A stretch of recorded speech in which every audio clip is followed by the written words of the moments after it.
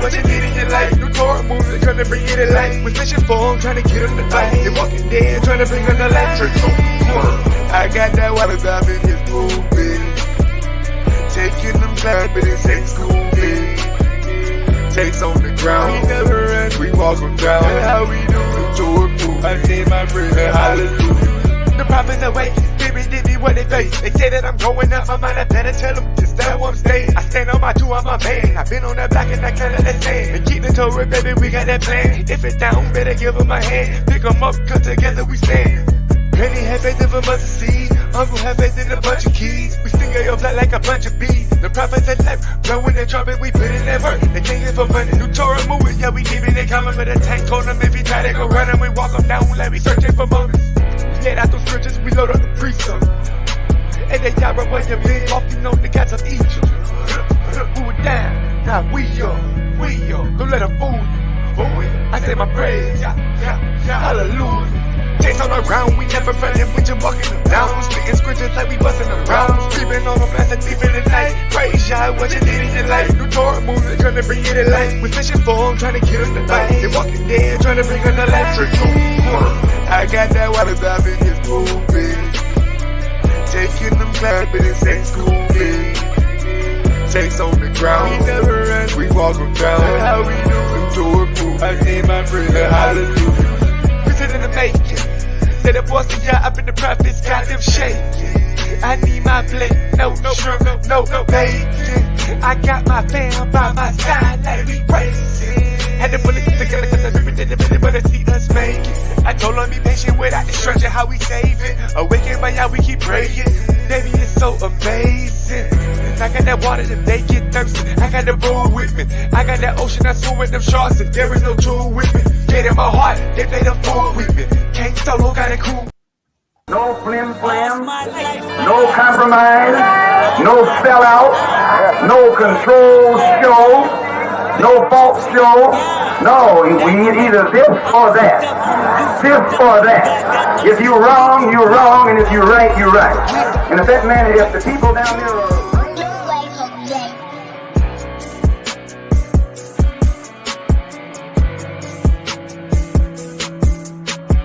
Shalom, shalom. Shalom, peace and blessings to you, family. Over your rock. Coming to you live. Praise Yah, what you need in your life. New Torah movement, trying to bring it to life. With mission form, trying to get them to fight. They walking dead, trying to bring them to life. I got that water dive in his movement. Recorders ready. Taking them back, but it's ain't school. Takes on the ground, we never run, we walk them down. That's how we do it. Torah move, I say my prayer, hallelujah. The prophets away, baby, did me what they face. They say that I'm going up, my mind, I better tell them just that I'm staying. I stand on my two, I'm a man. I've been on that block and I can't let that stand. And keep the Torah, baby, we got that plan. If it's down, better give them a hand. Pick them up, cause together we stand. Granny had faith of a mustard seed. Uncle had faith in a bunch of keys. We sting your flat like a bunch of bees. The prophets had left, blowing their trumpet, we put in that work. They can't get for money. New Torah moving, yeah, we keep it. They coming for the tank. Told them if he try to go running, we walk them down like we searching for motives. Let out the scriptures, we load up the precepts. And they die right where you been, off, you know the gods of Egypt. We were down, now we up. Don't let them fool you. I say my praise, hallelujah. Chase on the ground, we never running, we just walking them down. Spitting scriptures like we busting them rounds. Creeping on them as a thief in the night. Praise Yah, what you need in your life. New Torah movement, trying to bring it to life. With mission form, trying to get them to fight. They walking dead, trying to bring them to life. I got that water dive in his movement. Taking them back, but it's ain't school. Takes on the ground, we never run, we walk them down. That's how we do it. Torah move, I say my prayer, hallelujah. Visit in the making. Say the boss of Yah up in the prophets got them shaking. I need my plate, no shrimp, no bacon. I got my fam by my side like we racing. Had to pull it together cause I never did it, but I see us making. I told them be patient without destruction, how we save it. Awakened by Yah, we keep praying. Baby, it's so amazing. I got that water that they get thirsty. I got the road with me. I got that ocean I swim with them sharks and there is no true with me. Get in my heart, they play the fool with me. Can't solo, got a crew with me. Say, Father, I can't do this, let's shoot with me.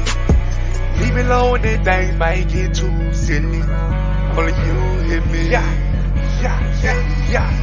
Taste on the ground, we never running with your buckets of down. Spitting scriptures like we busting them rounds. Creeping on them as a thief in the night. Praise y'all, what you need in your life. New Torah movement, come to bring you to life. Position form, trying to get them to fight. They walking dead, trying to bring them to life. I got that water stop in this movie. Let's go, family. Taking them back, but it ain't school, takes on the ground. We never run, we walk on ground. That's how we do it. Torah movement. I say my prayer, hallelujah. Yeah. Shout on brother KOT.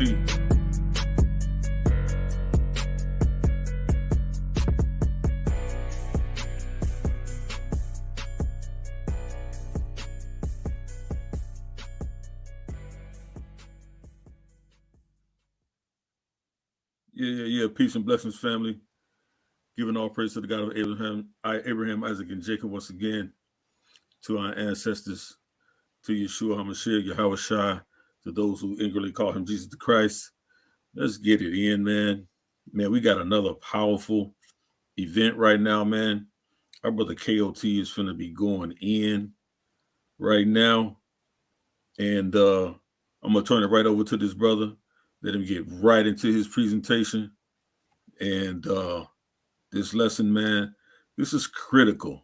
This is critical for understanding the scripture, man. So during this particular time, man, y'all see it. Let me put it up on the screen one more time so y'all can understand and see what's going on here, man, and what we doing here. Brother KOT, Adam to the days of Noah, the antediluvian dispensation. Go ahead, Brother KOT. It's on you, family. Peace and blessings. Shalom. Can you hear me, brother? Yes, sir. Yes, sir. Okay. I'd like to give all praise to the Heavenly Father, Kahalaba, by the power of your word, Abba. Peace and blessings to my brother, Elder Yara. Peace and blessings to the chat and all the family. Shalom. But we're going to get into this, family. And I'm going to start off reading Luke 1:70. As he spake by the mouth of his holy prophets, which have been since the world began. So he's telling us we're getting a time frame. Since the world began, there was holy prophets, family. We need to understand that. So we go to 2 Timothy 2:15. Study to show thyself approved unto Yah, a workman that needeth not to be ashamed, rightly dividing the word of truth. So it's telling you to rightly divide this word of truth. But which word and what words, family?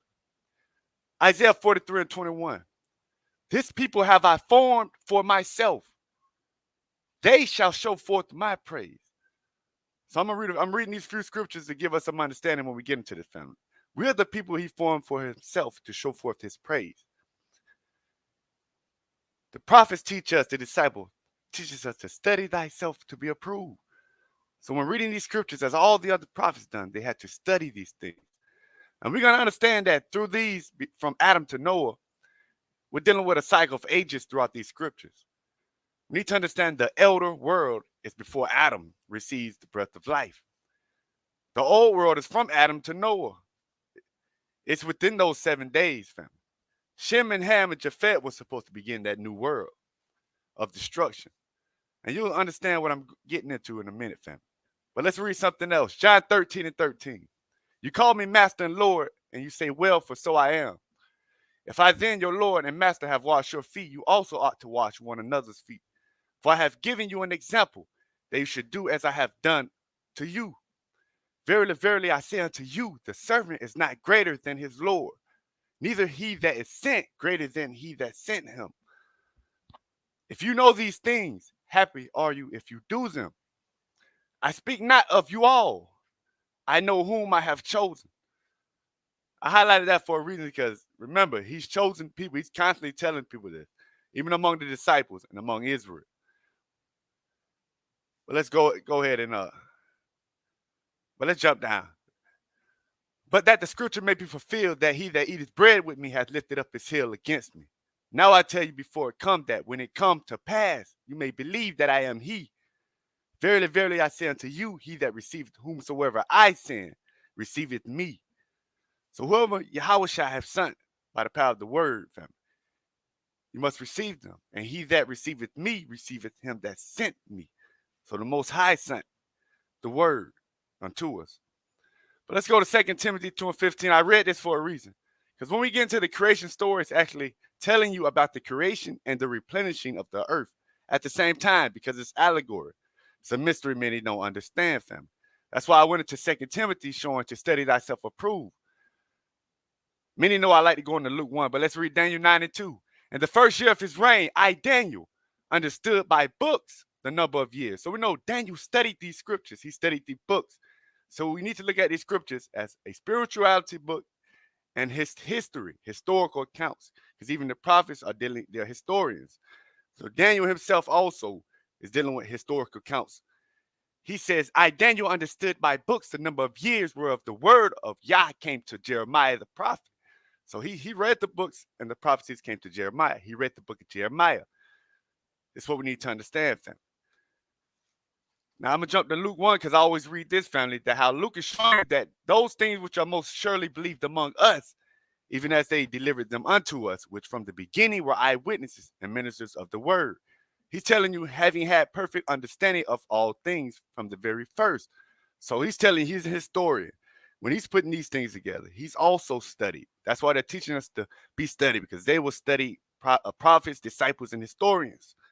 So we need to understand, though the book was put together by man, the original writings come from prophets and disciples.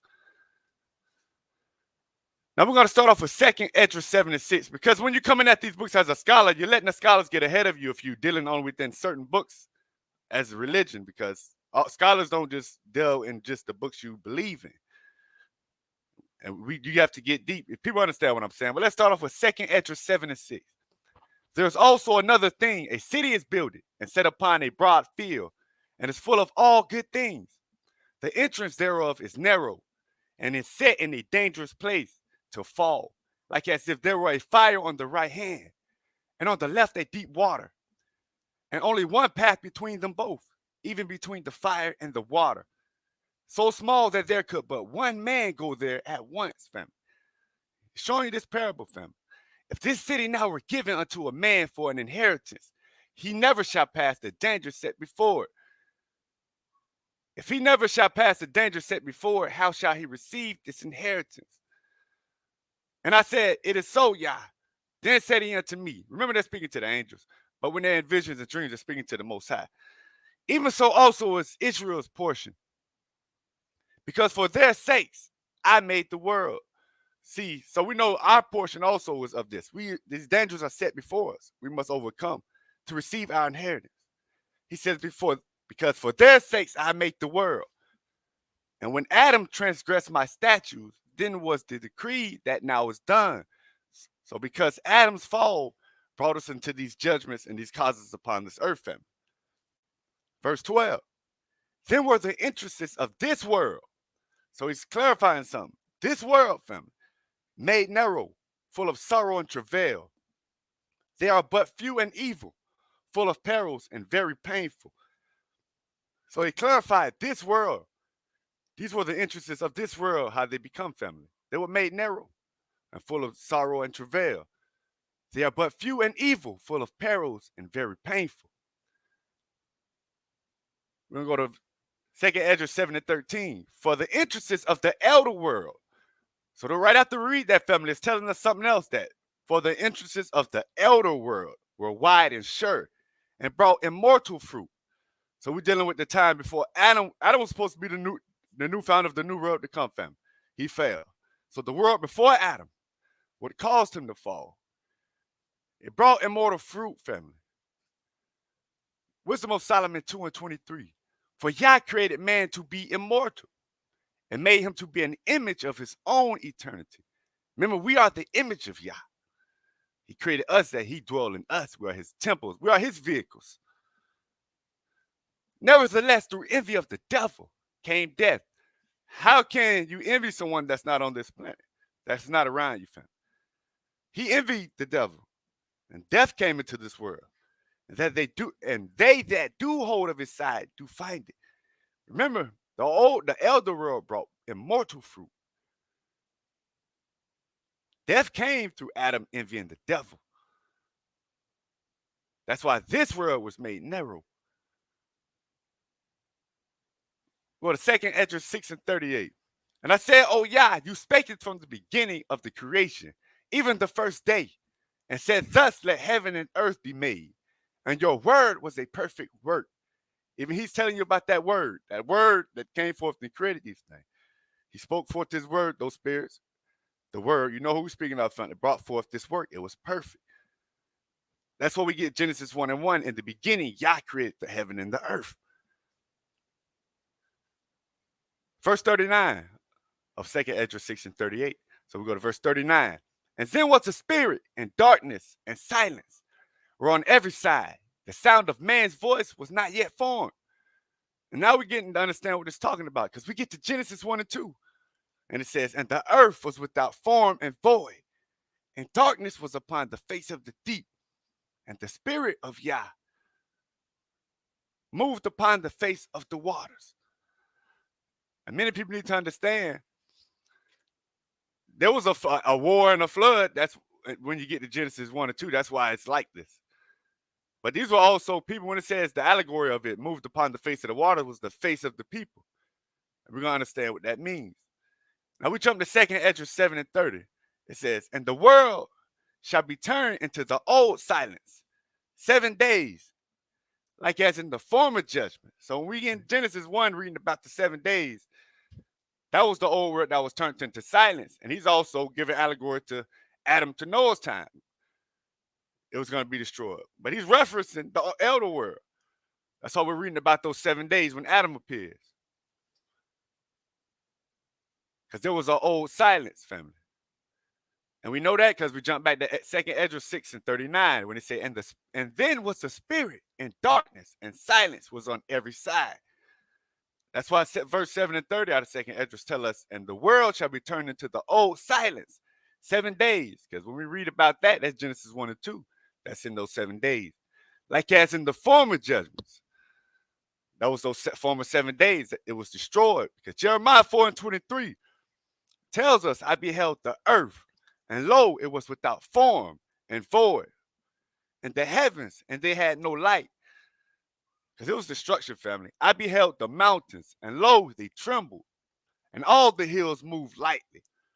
I beheld, and lo, there was no man. So that's why I was reading in verse 39 when he said, the sound of man's voice was not yet formed. Couldn't find no man. It was destruction. Hell, according to science, you had survivors that was hiding within the earth. At the time period, I think 12,000 years ago, the Ice Age and the war, because they found the atomic weapons used also.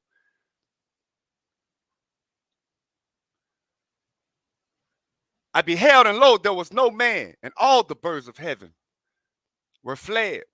I beheld, and lo, the fruitful place was a wilderness, and all the cities thereof were broken down at the presence of the Lord, and by his fierce anger. So we know the former judgments of this world would have came to it. And we know that's what's coming to this world once again. Before Adam, from Adam to Noah, the world was judged. And in our time, the world's going to be judged once again. 2nd Esdras 6:40. Then commanded you a fair light to come forth of your treasures, that your work might appear. And we jump to Genesis 1 and 3. And Yah said, let there be light, and there was light. And Yah saw the light that it was good, and Yah divided the light from the darkness. And Yah called the light day, and the darkness he called night. And the evening and the morning were the first day. Let's jump back to 2nd Esdras 40, verse 41 said, upon the second day you made it the spirit of the firmament, and commanded it. Well, I read the first day. That's the second day. So verse 41, upon the second day you made it the spirit of the firmament. So this firmament, family, it's made out of the elements, atoms, things like that, family. It's a spirit. These things are spirit. Just as the wind is a spirit. And commanded it to part asunder. So it's a split apart. And to make. I should put the rest of the verse in there. Let's jump to verse 6 of Genesis. And Yah said, let there be a firmament in the midst of the waters, and let it divide the waters from the waters. And Yah made the firmament and divided the waters which were under the firmament from the waters which were above the firmament. And it was so. Now, at the replenishing time, because there was war and destruction, we need to know that in the original creation, there was people below the firmament and above the firmament. But in this time of the destruction of the judgments, at that war in that ice age, what if they called it the ice age in the war? If you go into science, because they know this event actually happened. But it's the event happening in Genesis 2 while the earth is in the condition it's in. And Yah called the firmament heaven, and the evening and the morning were the second day. Let's jump to verse 42 on 2nd Ezra 6 and 40. Upon the third day you did command that the water should be gathered, and the seventh part of the earth, 6 parts have you dried up, and kept them to the intent that of these some being planted of Yah until might serve you. So now we're finding out something that they didn't want to add into Genesis, because it tells us that upon that third day, when he separated the seventh part of the earth, he gathered in the seventh part of the earth, 6 parts had you dried up. He says he kept them to the intent that some of these being planted of Yah until might serve you, to serve him. Now, they don't tell you who these are to be planted, but we're going to find out. For as soon as your word went forth, your work was made. Your work went forth, your work was made. So for as soon as your word went forth, your work was made. So we know the word went forth that we always hear of, and these things came to pass. For immediately there was a great and innumerable fruit, and many and diverse pleasures for the taste, and flowers of unchangeable color, and odors of wonderful smell. And this was done the third day. Let's jump to verse 9. And Yah said, let the waters under the heaven be gathered together unto one place, and let the dry land appear. And it was so. And Yah called the dry land earth, and gathered together the waters, called he the seas. This is Genesis where we're reading from now. And Yah saw that it was good.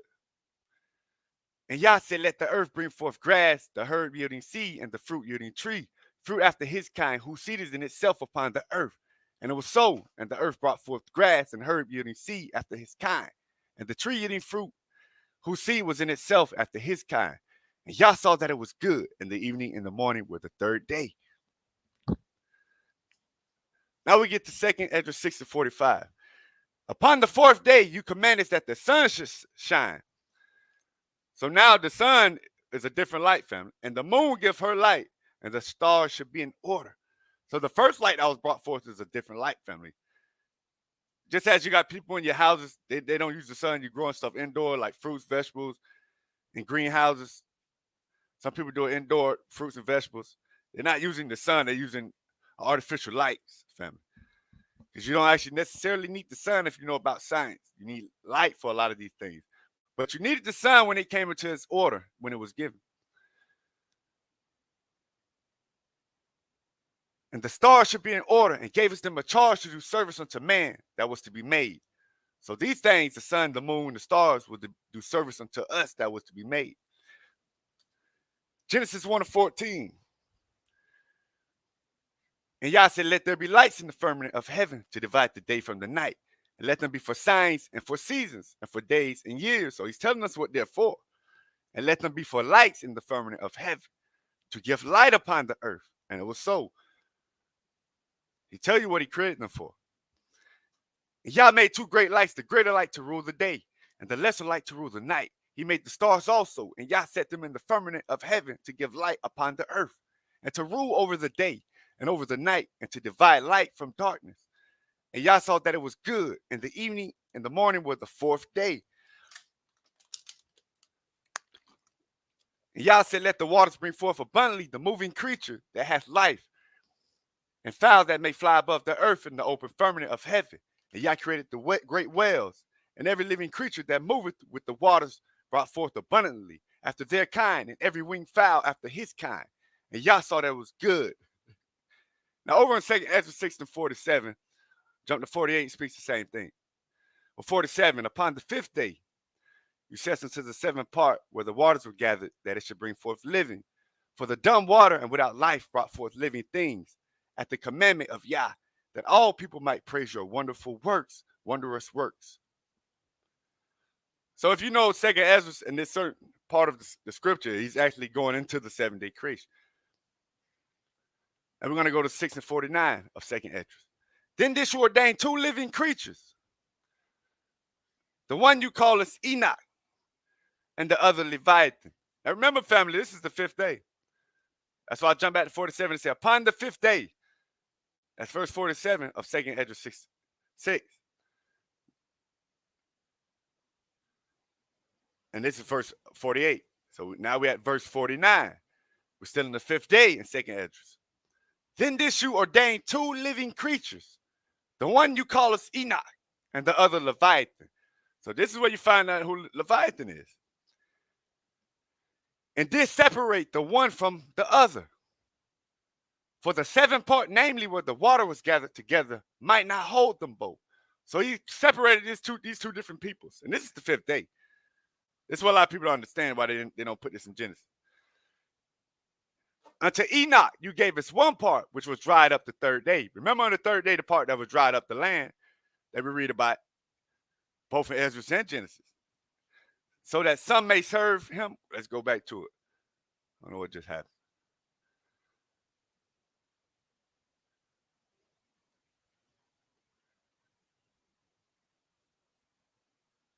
Okay, let's go up back to where we were. 2nd Ezra 6 and 42, where it says, upon the 3rd day, you did command that the water should be gathered in the 7th part of the earth. 6 parts have you dried up and kept them to the intent that some of these, some being planted of Yah and tilled, might serve you. So that land that was dried up the 3rd day, on the 5th day, these people were made, these 2 different peoples. Enoch and Leviathan, these are 2 different people. Like you have Adam, they were the type of people. And it says he did separate them one from the other. Let's go down. Unto Enoch you gave us one part, which was dried up the 3rd day, as we read, family, that he should dwell in the same part wherein are 1,000 hills. But unto Leviathan you gave us the 7th part, namely the moist, and has kept him to be devoured of whom you will. So we know Leviathan. Now you're gonna figure out where the serpent, this whole paradigm originates from. Why he's called a dragon. But Isaiah 27. In that day, Yah, with his sword and great strong sword, shall punish Leviathan, the piercing serpent. For the people that got the fairy tale doctrine and thinking Leviathan is some fish in the sea or some creature, they're crazy, because these are people that was created upon the 5th day. They were separated from each other. Even Leviathan, that crooked serpent, and he shall slay the dragon that is in the sea. Now we go to Job 41, because Job's going to tell you about him. Can't you draw out Leviathan with a hook, or his tongue with a cord, which you let us down? Can't you put a hook into his nose, or bore his jaw through with a thorn? See, this allegory, family, so they're thinking of a fish. Will he make many supplications unto you? So this fish is going to pray to Yah? No, this is not a fish praying to Yah. These are these people. Will he speak soft words unto you? Will he make a covenant with you? Speaking of Leviathan, family, they were created upon the 5th day. These 2 different people, Enoch and Leviathan. Will you take him for a servant forever? But y'all want to understand where that paradigm of Satan even comes from, because their king is the one that was doing a lot of these things. Upon earth there is not his like. That's verse 33. Who is made without fear. He beholdeth all high things. He is a king over all the children of pride. So we find out Leviathan. There's certain being that they're telling you about, because it's the spirit of the dark one, the wicked one. They're created upon the 5th day. And he is a king over all the children of pride. It's not a fish. He's a people. That's why 2nd Ezra told us that they were made upon the 5th day. These people known as Enoch and these people known as Leviathan. And then that's why I got Genesis 1 and 23. And the evening and the morning was the 5th day. See, this is the 5th day still. 2nd Ezra 6 to 53. Upon the 6th day, now we're in the 6th day, you gave his commandment unto the earth, that before you it should bring forth beasts, cattle, and creeping things. And after these, Adam also. So in the 6th day, people have been arguing about what day Adam made. Well, Ezra told us in the 6th day, after he made the creeping things and the beasts, when it says Yah made man in his image, and let's go to Genesis 1 and 26. And Yah said, see, the Aliyah said, let us make man in our image, after our likeness, and let them have dominion over the fish of the sea. Because it says man here, they didn't know Adam was one of these men. See, it said, after these, Adam also, whom you made as Lord of all your creatures. So this Adam, he's made on the 6th day. Of him come we all, and the people also whom you have chosen. So Adam's made on the 6th day. So remember, so if Adam is made on the 6th day, so it's still got to go about a day, 1,000 years, because it's the replenishing. So by the time Noah pops up and they died, they're in the 7th day. Let's read. Let's go down. Well, let's read verse 27 of Genesis. So Yah created man in his own image. In the image of Yah created he him. Male and female created he them. Yah blessed them and said, and Yah said unto them, be fruitful and multiply and replenish the earth and subdue it and have dominion over the fish of the sea and over the fowl of the air and over every living thing that moveth upon the earth. That's why in 2 Ezra 54 it says, Adam, whom you made as Lord of all your creatures. Because Adam was made Lord of the earth. He gave Adam dominion over the entire earth. He was to be the new world power. Because remember, the people of Enoch, those people known as Enoch and the people known as Leviathan, are already in the garden. They're living around these places. They're made in day 5. Genesis 2 and 4. These are the generations of the heaven and of the earth when they were created. In that day, when Yah made them, made the earth and the heavens. So it's giving us a run back. And every plant of the field before it was in the earth, and every herb of the field before it grew. For the Lord God had not caused it to rain upon the earth, and there was not a man to till the ground. But there went a mist up from the earth and watered the whole face of the ground. And the Lord God formed man of the dust of the ground. It says formed because it's past tense.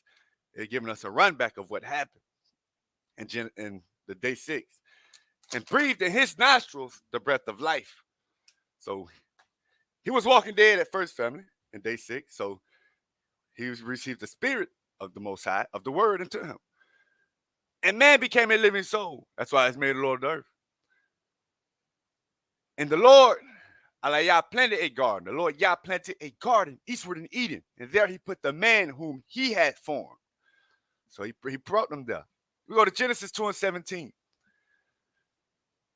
But of the tree of the knowledge of good and evil, you shall not eat of it. So Adam received law, statutes, commandments. Or commandments, however you want to phrase it. For that day you eatest thereof, you shall surely die. Now Psalms 1 and 3. And he shall be like a tree planted by the rivers of water. These are allegory. I'm reading it for a reason, family. That bringeth forth his fruit in due season. Fruit in his season. His leaf also shall not wither. And whatsoever he doeth shall prosper. So we're going to receive man being allegory to tree, because we have the people believing trees are really talking and walking. That's why we get to Mark 8. And he says, and he took the blind man by the hand and led him out of the town.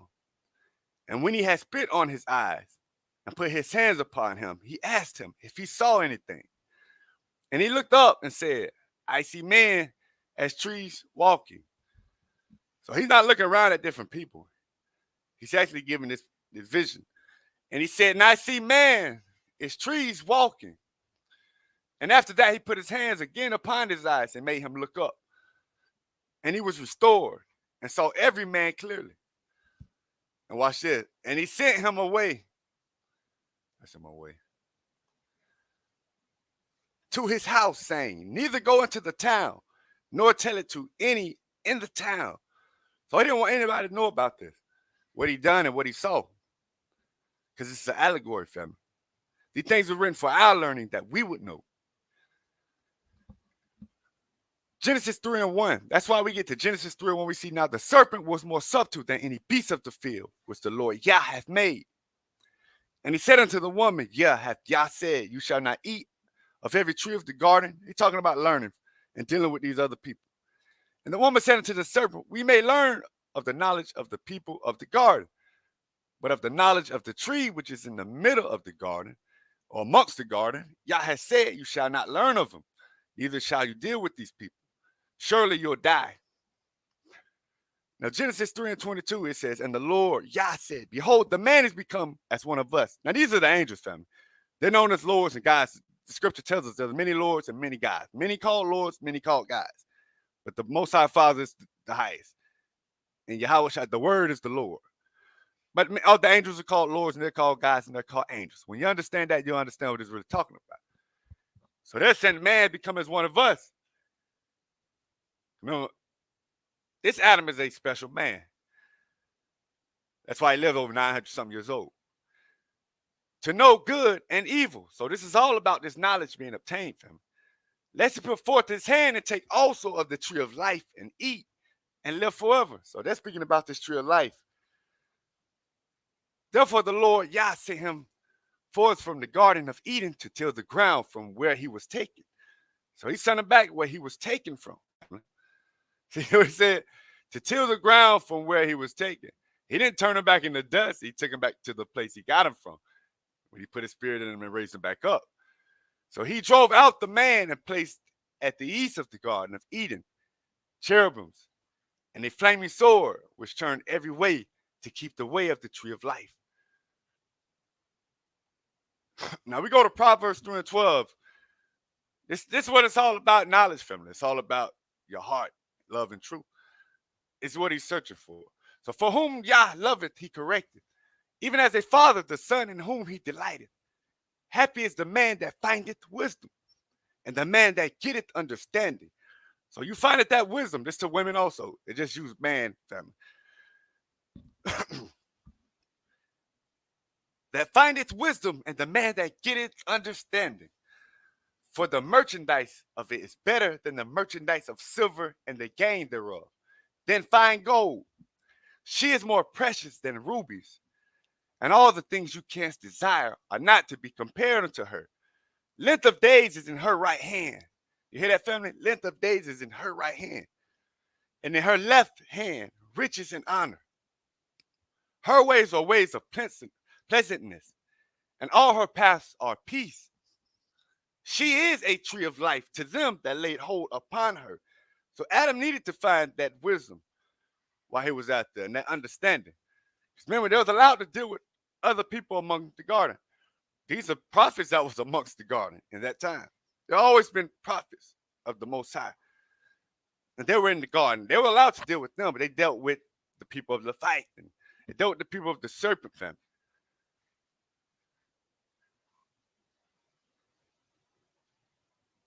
Let's go ahead. Let's jump to verse 32. Or 31. Envy you not the oppressor, and choose none of his ways. For the froward is abomination to Yah, but his secret is with the righteous. You need to understand that, family. We go back to 2nd Ezra 3:21. For the first Adam, bearing a wicked heart, transgressed. The Adam means man. For the first man, it's a particular man. This man he brought up, transgressed and was overcome. And so be all they that are born of him. We go to 2nd Ezra 3 and 4. We're going to jump back. O Yah, who bearest rule, you spakest at the beginning, when you didst plant the earth, and that thyself alone, and commandest the people, and gavest a body unto Adam, without soul. So he was walking dead at first. You had Adam walking around dead at first. Like many other cavemen or people just doing wicked, wild stuff of their own earthly, vain thoughts. Family, he was walking dead. Which was the workmanship of your hands. And this breathed into him the breath of life. Adam received the spirit in him. And he was made living before you. Adam started receiving knowledge. He started understanding till he dealt with the people of the garden, the serpent, the wicked ones. And you leads him into paradise, which your right hand had planted. Remember who planted paradise? His right hand had planted this. Before ever the earth came forward. So that spiritual being that he was in paradise, family. He got into that body that was without soul, family. He was led into Eden also, family. Let's read. And unto him you gave his commandment to love your way, which he transgressed And immediately you appointed death in him and in his generations, of whom came nations, tribes, people, and kindreds out of number. And every people walked after their own will. So in the days of Adam family, when he transgressed the laws of the Most High, every people was walking after their own will, family. This is what was going on in the time of Adam. And did wonderful things before you. So they did these great miracles and wonderful things and inventions. And despised your commandments. So they were doing all these things that they're doing now, family. But they still despised them commandments. Living wicked lives. And again, in the process of time, you brought us the flood. So no, it was a process of time through Adam's life. Later on, the flood came after. That's when Noah came. And upon those that dwelt in the world and destroys them. So now we would be towards Noah's time. I didn't want to get too deep in Adam family. We're just going to do certain things you can understand. That man was walking after their own ways. They despised the commandments from the beginning. They didn't follow them. Now you had prophets in the garden. They didn't deal with them. They dealt with the wicked ones. Genesis 2:2. And on the seventh day, Yah ended his work, which he had made. And he rested on the seventh day from all the work which he had made. And you're like, why is he reading this now? Because Adam was in the sixth day. We're now entering into the seventh day. All those wicked things and all that stuff has been going on. Remember, they come along in the time of replenishing. It's when Adam and Eve shows up. Remember, day 5, Enoch and Leviathan. That's 1,000 years before Adam arrives. You have these other people already on the planet. 1,000 years ahead of them with inventions and all type of wonderful things they was doing of wickedness, family. Miracles. Like people will look at today and then like they're great and they glorify them as idols. As in the days of Noah, see, Noah born 1,056 years after Adam, which would be in the seventh day. Genesis 5:29, and he called his name Noah, saying, the same shall comfort us concerning the work and toil of our hands, because of the ground which Yah hath cursed. Remember, we're dealing with the angels and the word. The word, he's above the angels. He has the ancient of days under him. He has the chief angels doing the works. Remember, they come, these spiritual beings, they can take on vessels.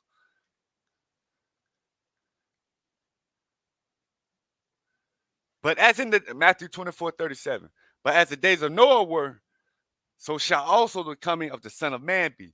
So remember, family, all that stuff going on in Adam's time, went right into Noah's time. Matthew 24:38, read it again. For as in the days that were before the flood, they were eating and drinking and marrying and giving in marriage. So there was partying, family, going out to dinner, restaurant, clubbing, church on Sundays, Christmas, Easter, Halloween, living life like it's going to be forever. Like no judgment's coming. That's how they're living. Until the day that Noah entered into the ark. So all the way until that day came, that very day, none of these people prepared their lives, their hearts, the ways they walk to get right with the Most High. They lived it up all the way to that last day to be destroyed. And knew not until the flood came and took them all away. So shall also the coming of the Son of Man be. People are still doing the same things today, family. Genesis 6. Now we're going to jump into a pseudo moment for some people. And it came to pass when men began to multiply on the face of the earth, and daughters were born unto them, that the sons of Yah saw the daughters of men, that they were beautiful, and they took them wives, all which they chose. And the Lord said, my spirit shall not always strive with man, for that he also is flesh, yet his days shall be 120 years. So clearly we know from this alone, it's telling us that different type of beings was on this planet, fam. Because these people only can live to 120 years. We know Adam lived over 930 years, fam. He lived over 900 years. These people only live 120 years. Now, when you read this first part of Genesis 6, it's just giving a paraphrase, like giving you like an abstract. That's how it's doing it in verse 1 to 3. It's like an abstract because this would have been spoken to the ones you read up in verse 4, family. It's what had been spoken to them. So it's like an abstract when this scripture comes before this. So you jump to verse 4. There were giants in the earth in those days. So now it's bringing it back. And also after that. So now it's telling us there was already giants in the earth in those days. And it's telling us, and also after that. After what? When the sons of Yah came into the daughters of men. So it's telling us there were giants in the earth in those days. And also after the sons of Yah came into the daughters of men. And they bare children to them. The same became mighty men, which were of old, men of renown. And this is the thing. So there's, through the time from Adam to Noah, there's been two different mixtures going on with these people. Maybe you have different beings on the earth. You got the people of Enoch, you got the people of Leviathan, you got the Adamites. Now, according to science, you have a couple other different people on the planet, like cavemen, Neanderthal. They're on the planet too at the time. If you get into deep into science and other scripture books, I don't want to put all the books in it, but there's actually other people on the planet too. That's why when you go into science, they keep bringing up all these bones of different folks. You don't come from the monkeys. There may be a certain people, but none of us come from them. And Yah saw that the wickedness of man was great in the earth, and that every imagination of the thoughts of his heart was only evil continually. So continually within the hearts of man was growing evil and wicked. After they've been mixing with the other beings. Now let's go to Luke 1:38 to get this understanding, because the first people that are mixing with the daughters of men are not the sons of Adam. These are other people. Second group, that's why you get the verse in verse 4, when it says there were giants in the earth in those days. Those are the people you're reading about it. Enoch. We'll get to that. Luke 3:38, which was the son of Enos, which was the son of Seth, which was the son of Adam, which was the son of Yah. So Adam was the son of Yah. Now these other people that it's talking about, that were already had giants in the earth in those days, those are the people you're hearing about from Enoch. Genesis 5:18. And Jared lived 162 years, and he begot Enoch. And Jared lived after he begot Enoch 800 years, and begot sons and daughters. And all the days of Jared were 962 years. And he died. See how long these people are living, family?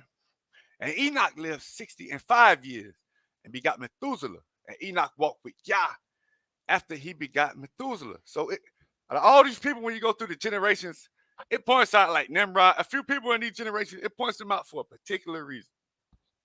But you ain't going to know about many of these events in Genesis 6 unless they went to the books of Enoch. A lot of people won't get it because Moses wasn't there none of this time period. Any of the events in Genesis. He got his knowledge from the elders. Aaron them knew this knowledge. And Enoch walked with Yah after he begot Methuselah 300 years, and begot sons and daughters. And all the days of Enoch were 365 years. And Enoch walked with Yah, and he was not, for Yah took him. Now, during Enoch's life, this is a pseudo moment I'm talking about, family. We know that. We're gonna jump into a little bit of Enoch for the pseudo moment. But to many, it ain't pseudo, because some people, if you really know how to translate the right translation of these scriptures and understand it, you know what it's really talking about. And it came to pass when the children of men had multiplied, that in those days were born unto them beautiful and comely daughters. And the angels, the children of heaven. See, and Enoch, it specifies a different people. It says, and the angels, these are messengers, the children of heaven. This is not the heaven where the Most High and everybody, this is talking about above the sky or out of the firmament. Saw and lusted after them, and said to one another, come and let us choose us wives from among the children of men, and beget us children. And Semishazah was their leader, and said unto them, I fear you will not indeed agree to do this deed, and I alone shall have to pay the penalty of a great sin. So these are people, because they even know this is a sin. These are advanced people, really advanced people. So that's what people got to know. Remember, we ain't going to get deep into that. And they all answered him and said, let us all swear an oath, and all bind ourselves by mutual imprecations, not to abandon this plan, but to do this thing. This were they all together, and bound themselves by mutual imprecations upon it. And there were in all 200 who descended in the days of Jared. So these are the ones that was doing the first giants that were in the days of Jared. It's about 500-600 years before Noah. They were already mixing. Before the sons of Adam, which are the sons of Yah, also who he calls the sons of Yah, before they began to mix with these people, there were already giants in the earth in those days. In the time of Jared, That's why I went to this book for a reason. In the days of Jared on the summit of Mount Hermon, and they called it Mount Hermon because they had sworn and bound themselves by mutual imprecations upon it.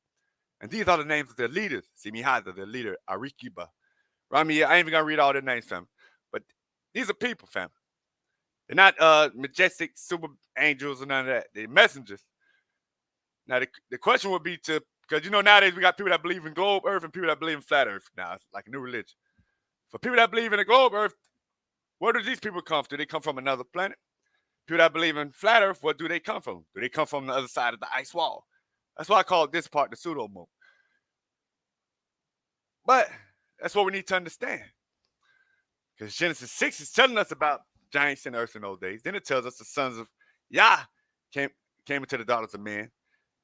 And these same became mighty men of renown. So we have different beings in this time doing these things. And all the others together with them took, this is the book of Enoch. And all the others together with them took unto themselves wives, and each chose for himself one. And they began to go in unto them and to defile themselves with them. And they taught them charms and enchantments and the cutting of roots and made them acquainted with plants. Now, we know this is some realistic event that actually happened. We know that's how they got this knowledge. Because you didn't have no stupid people walking around, even cavemen, discovering to do these great scientific inventions, breaking down molecules and all this stuff without them even being taught this. This ain't nothing you just think up. They literally had to be taught these things. A person to do voodoo, to kill a certain animal, to mix with a certain whatever they do, you have to be taught these things or something dark. And they became pregnant and they bare great giants. Now, we're not talking about people that are hundreds of feet and under. Some of these people, 10, 15 feet. But these people are known as your famous people of old time. Like people that would say us, your Hercules or your Thor. Like we'll put these cartoon characters put these old waspy characters in. That's who they'll be, Nephilim guys. They'd be the Nephilim guys. Whose height was 3? We ain't even read all because. And they began to sin against birds and beasts and reptiles and fish and devour one another's flesh and drink the blood. We see this even going on today. They're doing these things today. Because many people, they got this tainted blood within them. I'm going to read another book. See, these two books I had to throw in Enoch and Joshua before I jump back. Because I'm going to read something that explains something that's really real. But in the latter days of Methuselah, the sons of men turned from the Lord. They corrupted the earth. They robbed and plundered each other. Now, these are real events that really did happen. After Enoch, that's when Methuselah came up to rule, the priesthood. They corrupted the earth. They robbed and plundered each other. And they rebelled against Yah. And they transgressed. And they corrupted their ways. And would not hearken to the voice of Methuselah, but rebelled against him. And the Lord was exceedingly wroth against them. And the Lord continued to destroy the seed in those days, so that there was neither sowing nor reaping in the earth. For when they sowed the ground in order that they might obtain food for their support, behold, thorns and thistles were produced, which they did not sow. So he caused the earth not to give forth to these wicked people foods to eat.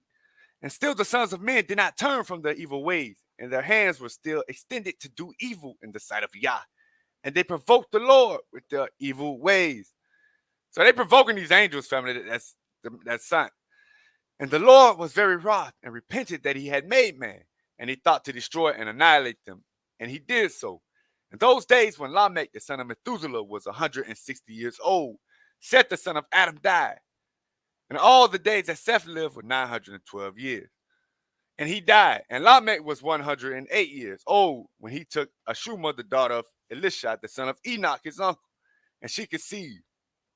And at that time, the sons of men sowed the ground, and a little food was produced. Yet the sons of men did not turn from their evil ways.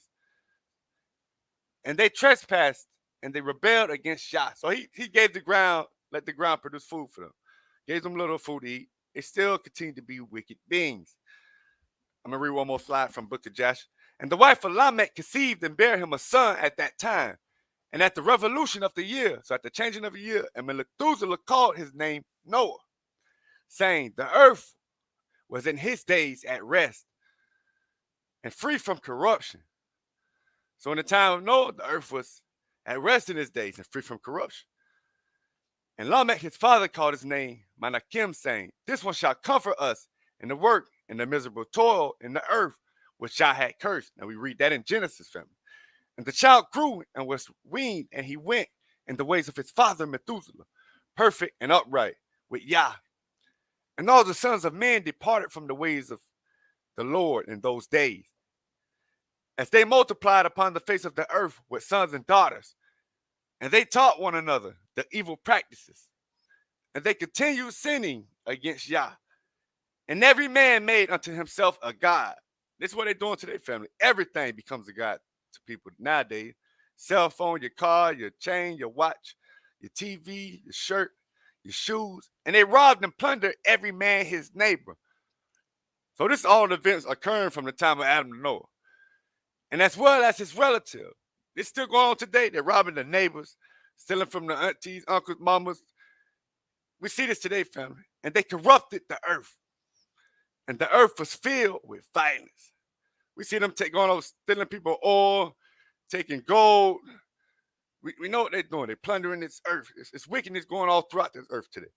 And the judges and the rulers went to the daughters of men and took their wives by force from their husbands, according to their choice. So we got these head leaders. That's why you're reading about sons of Adam, and then you're reading about these other people that was around doing the same thing. Now, these beings like Adam and these people, they created different. That's why you had the Enoch and the Leviathan people. And the sons of men in those days took from the cattle of the earth, the beasts of the field, and the fowls of the air, and taught the mixture of animals of one species with the other.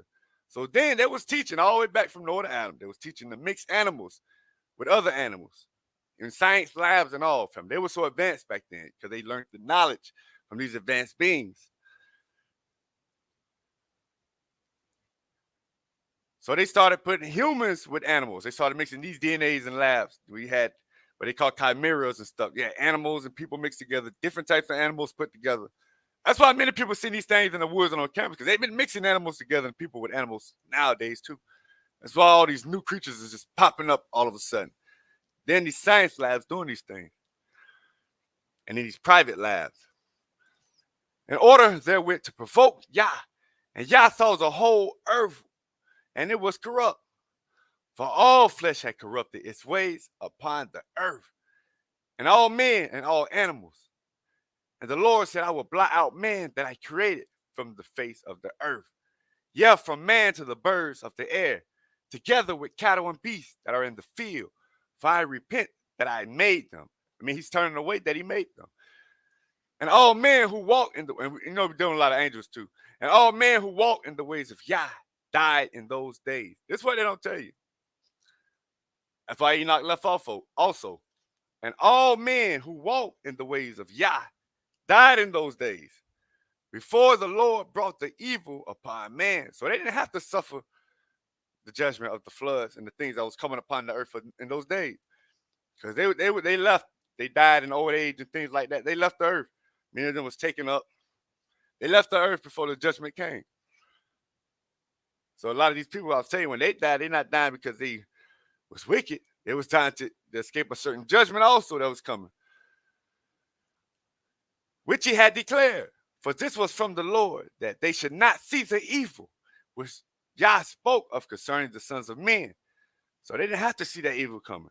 And Noah found grace in the sight of Yah. And the Lord chose him and his family. Genesis 6 and 9. These are the generations of Noah. Noah was a just man and perfect in his generations. That don't mean Noah never sinned, wasn't a sinner, because all men had sinned. Noah was a sinner. Noah had his life right. He was seeking righteousness. And Noah walked with Yah. Noah was keeping commandments. And Noah begot 3 sons, Shem, Ham, and Japheth. And the earth also was corrupt before Yah. And the earth was filled with violence. And Yah looked upon the earth, and behold, it was corrupt. For all flesh had corrupted his way upon the earth. That's why I only read those other slides out of those books, because they actually matched up with what the actual Bible says. But they are biblical books. That's why we jump to 1 Peter 3:20. Which sometimes were disobedient, when once the long sufferings of Yah, the Father, waited in the days of Noah. So they didn't pay attention to this, family. The long suffering of Yah waited in the days of Noah. It was waiting, family. While the ark was a preparing. He was waiting for people to get their lives right. That was a time of preparation. You didn't think it took that long to build a boat? No, it wasn't none of that, family. He was a preacher, family. He was trying to get people's lives right all that period of time. While the ark was a preparing, wherein few, that is 8 souls, were saved by water. So that in the long suffering of Yah waited in the days of Noah. He was waiting people to listen to the word, to follow those commandments, to keep the faith and believe. It didn't take that long to really build the boat. People didn't really catch what was going on. Because part of that ark is these people you have to build up. Romans 12:1. I beseech you, therefore, brethren, by the mercies of Yah, that you present your bodies a living sacrifice. So Noah was waiting for these people to present themselves as a sacrifice, holy and acceptable unto Yah, which is your reasonable service. Needed them to get their lives right, so that they could be saved and enter the ark. 2 Peter 2:4. For if Yah spare not the angels that sin. So Peter is telling you about the stuff I just previously read. The angels that sin, but cast them down to hell and delivered them into chains of darkness to be reserved unto judgment. So Peter's telling us about those events. And spared not the old world. He spared the old world, but saved Noah, the 8th person, a preacher of righteousness. Noah was a preacher of righteousness. He taught to keep laws. He taught righteous ways and the ways you should walk and go to live life righteously. That's what people don't understand. That's what being a righteous teacher is, a teacher of righteousness. How to work around the society you're living in a righteous way and teach man to do so. Bringing in the flood upon the world of the ungodly. It's saying because of Noah, because Noah's faith and his righteousness, that flood came upon this earth. And turning the cities of Sodom and Gomorrah into ashes, condemned them with an overthrow, making them an example unto those that after should live ungodly. So they made examples of these things. Cities of Sodom and Gomorrah destroyed, turned to ashes, making examples that men shouldn't live this way. And delivered just Lot, vexed with the filthy conversation of the wicked. For that righteous man dwelling among them, and seeing and hearing, vexed his righteous soul from day to day with their unlawful deeds. So he had to live around this wickedness day to day, trying to get people right. People that want to live and survive, to be saved. But they had to overcome these things because these unlawful deeds were being committed. 2 Peter 2. But there were false prophets among the people. So he's telling us about then, and he's telling us about now. Even as there shall be false teachers among you. So way back from Adam to Noah, there was false prophets, false teachers, teaching nothing but lies. All the way up to us, there are even false teachers among us, who privately shall bring in damnable heresies, even denying the Lord that brought them, and bringing upon them swift destruction. And many shall follow their perverse ways, by reason of whom the way of truth shall be evil spoken of. Like the Waspi brothers, they speak evil of the truth. Many do. A lot of the Egyptobots, they speak evil of this truth because they understand not the ways of Yah. They don't know who the God of the Bible is and what the book teaches who the God is. They don't understand who the angels and the lords are. So make up these evil lies and speak of the book. They teach lies of the book because they don't know what it's teaching. And through envy, and through covetousness shall they with fiend words make merchandise of you, whose judgment now of a long time lingereth not, and their damnation slumbereth not. So we're living the same thing they was living all the way up from Adam to Noah. Because Noah days got so corrupted because of Adam days. And from after the flood, now we have to live that corruption. But 2 Peter 2:9, the Lord knoweth how to deliver the godly out of temptations. Always remember that. He knows how to deliver the godly out of temptations and to reserve the unjust unto the day of judgment, to be punished. He knows how to reserve these wicked ones for that judgment day. But chiefly them that walk after the flesh in the lust of uncleanness and despise government, presumptuous are they, self-willed. They are not afraid to speak evil of dignity.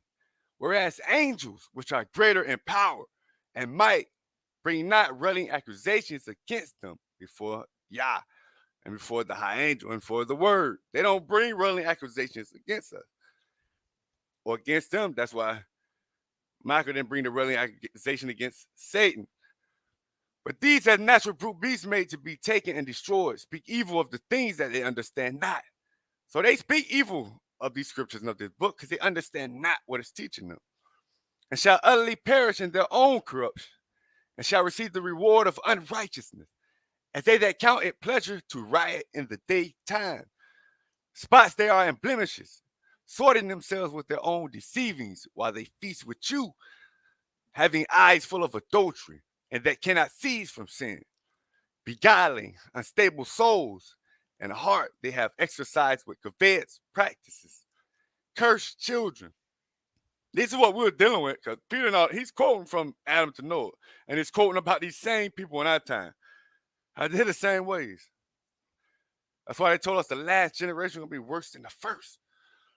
Because the wickeder this time go on, the evil and more wicked this world teaches children to grow to be, and teaches men to be. We go to Genesis 6:13. And Yah said unto Noah, the end of all flesh has come before me, for the earth is filled with violence through them. And behold, I will destroy them with the earth. So he tells it, I'm going to destroy these people with the earth. Now, people don't understand. Noah is not seeing a person in front of him talking. Noah doing this by faith. It's a spirit coming to Noah. He coming in Noah's head. You'll think Noah loony or crazy. This man going around saying the earth is finna flood. They think this guy's crazy. They love living their wicked lives. But this man had the faith, and the spirit was speaking to him with inside and coming to him, showing him that way because he was seeking righteousness. He told him he's going to destroy them with the earth, because the spirits of the earth that the Most High, the Father, created, they work his judgment against the wickedness in man. Exodus 15:3. The Lord is a man of war. Yahweh is his name. Now, they don't understand that. That's why I brought it up before. Verse 8, and with the blast of your nostrils, the waters were gathered together. So we know he's not talking about an actual physical person being here doing this. It's literally spirit. It's speaking all about spirit, how the earth is balanced and created. And by his command, the spirits working.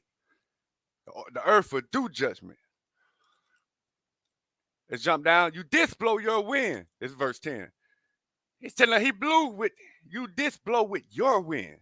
The sea covered them. They sank as lead in the mighty water. So they're saying like the lead on a fish rod. They sank in the water.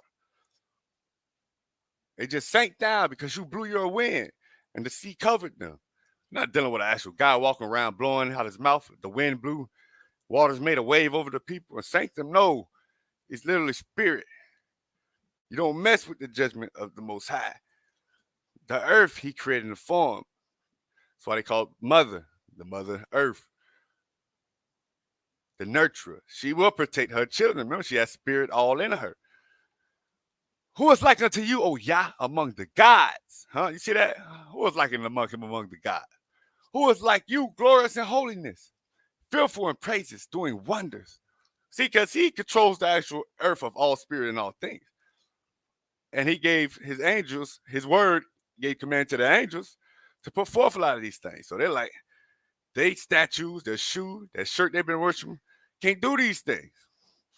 They witches, witchcraft, diviners, they can't do these things that he done. Because there's no gods like unto him, because there are no gods. That's why Genesis 6:17 spoke of, and I behold, I do bring a flood of waters upon the earth to destroy all flesh, wherein is the breath of life. From under heaven, everything that's in the earth shall die. That's why I always went to Psalm 78:44 to show you how he turned the waters into blood. They couldn't drink these things. how he sent flies among them. What it said, he gave also the increase unto the caterpillar. So he let the bugs, when he brings judgment upon people, let the bugs eat up the crop that they've been growing. And the locusts and their labor unto the locusts. So the locusts ate up the labor. You know, the locusts will kill your field out, leave you starving, a whole village. He destroyed the vines with hail. So he used the weather and these things because he controls spirit. And the spirits are at command to do at will, because they're already under command to protect and to put things in order and balance. So the more they tamper with this earth, it's going to start trying to correct itself and rid the pests. Wisdom of Solomon 14:6. For in the old time also, when the proud giants perished, the hope of the world governed by your hand escaped in a weak vessel. So we hearing about, weak vessel.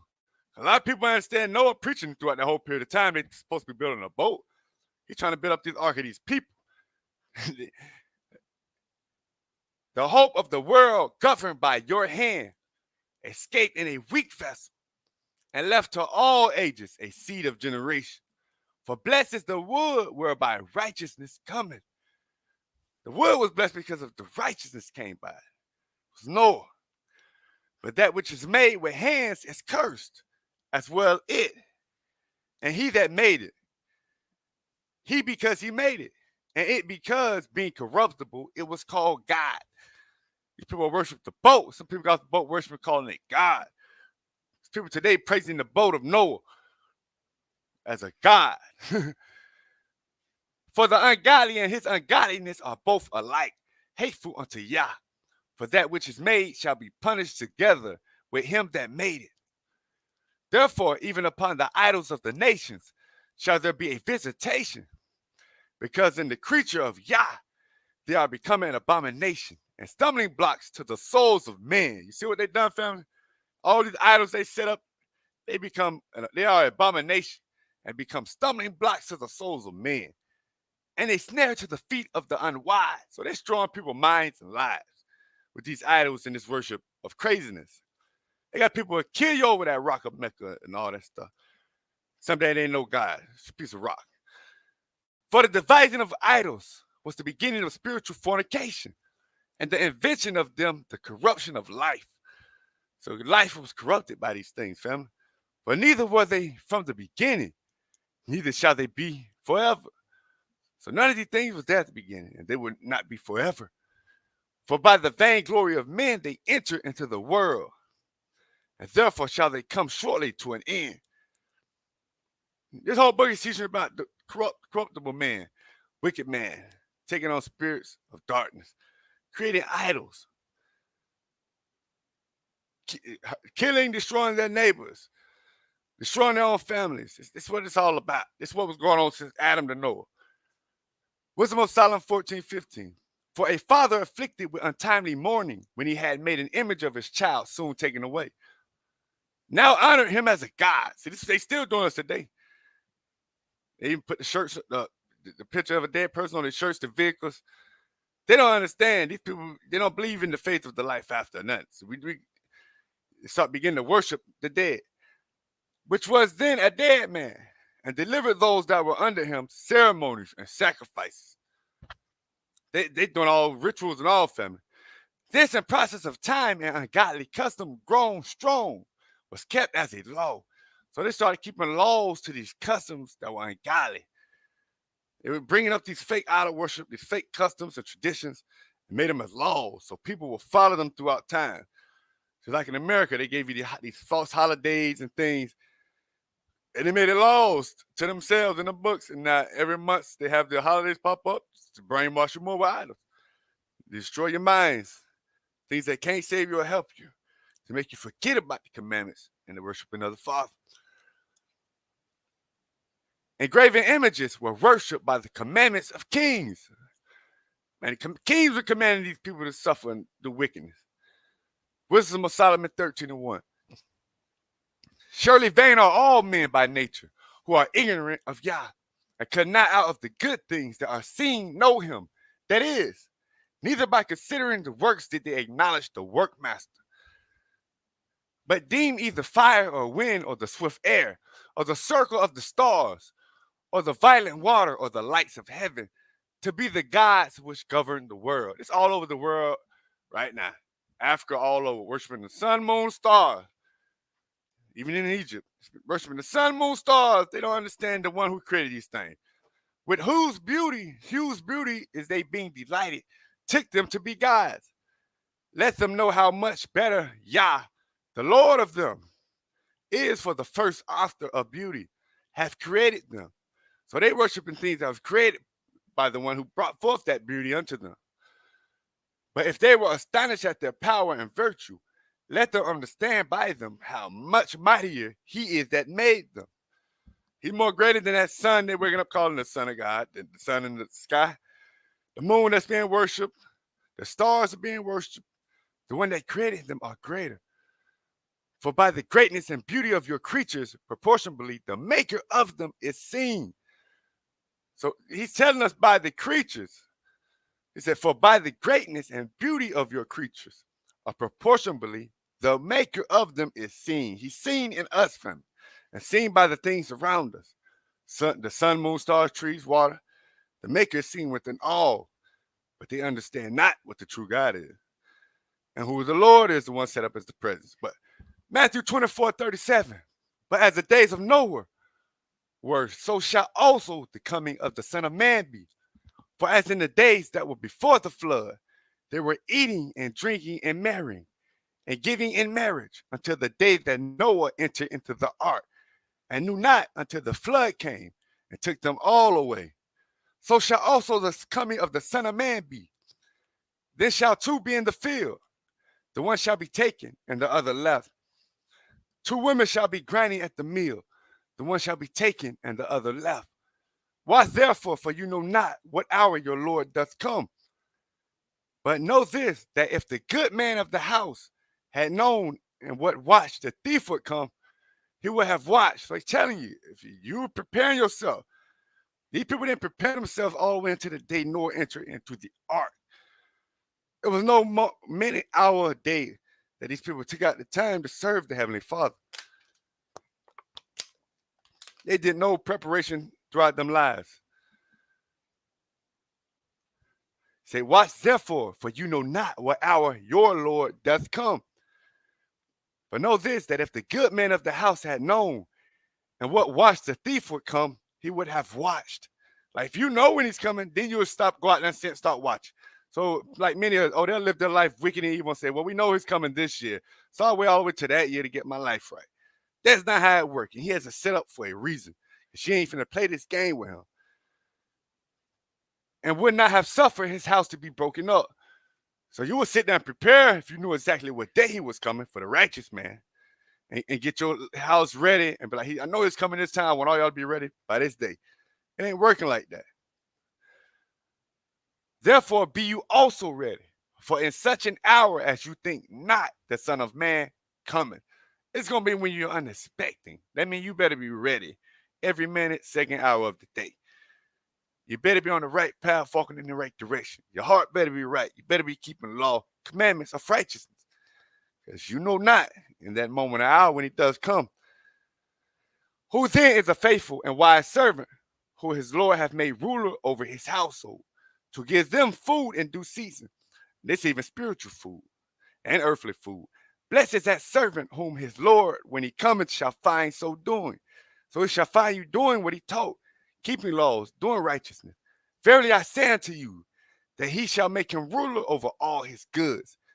But then if that evil servant shall say in his heart, my Lord delayed this coming. So the people saying, this book's been written so long ago here, this stuff is fairy tale, here's not coming, these things are not going to happen. That's the evil servant. Says, my Lord delayed this coming. He shall begin to smite his fellow servants and to eat and drink with the drunken. And the Lord of that servant shall come in a day when he looketh not for him, and in an hour that he is not aware of. And he shall cut him asunder and appoint him his portion with the hypocrites. There shall be weeping and gnashing of teeth. So you have people turning away because they're only seeking for reward. They're not seeking to do righteousness because it is right. to love thy brother, to help one another, because it's right. Many are seeking for rewards. So they say, Deland's coming. We're supposed to be saved. He ain't coming. Now people go back to, I want to party again, club again, or do wickedness. So it never was in them they just seek the reward. They never seek righteousness. 2 Ezra 3:8. And every people walk after their own will. That's the time of Adam, family. And did wonderful things before you and despised your commandment. And again, in process of time, you brought us the flood upon those that dwelt in the world and destroys them. And it came to pass in every of them that as death was to Adam, so was the flood to these. Nevertheless, one of them you led us, namely Noah, with his household, of whom came all righteous men. And it happened, watch his family, and it happened that when they dwelt upon the earth, began to multiply, and had gotten them many children, were a great people. They begin again to be more ungodly than the first. So after the flood, when they get off that boat, when they became great peoples, they began again to be more ungodly than the first, bringing back the idols of old, teaching new idols. You know, Nimrod, he wanted to call himself God.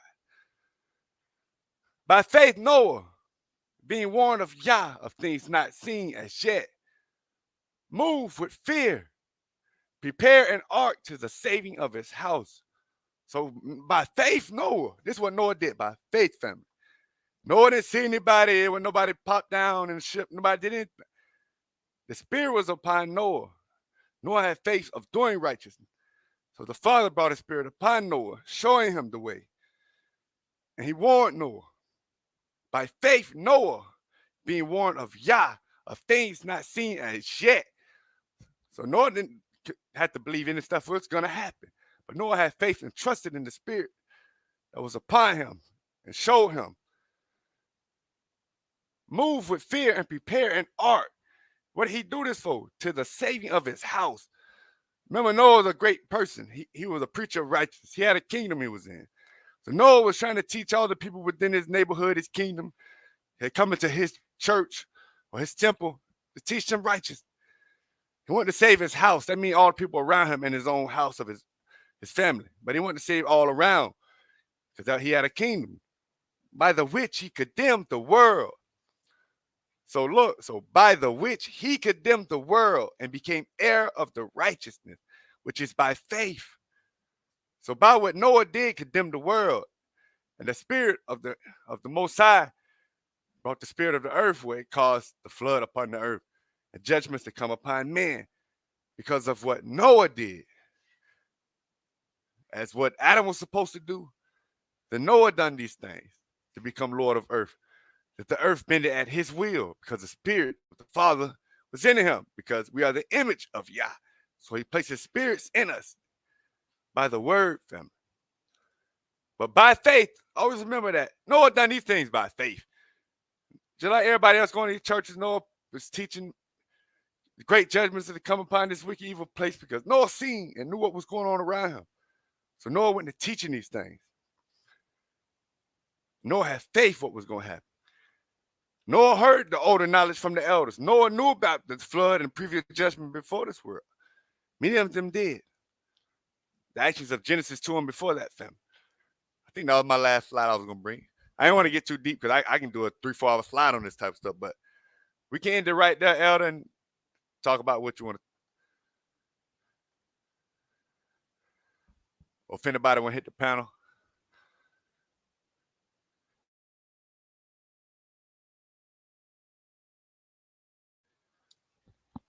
I don't know if Elder's still there or not, you know. I don't see the chat. I'd like to say peace and blessings to the family. Peace and blessings to the Queen, Cassandra Mensah.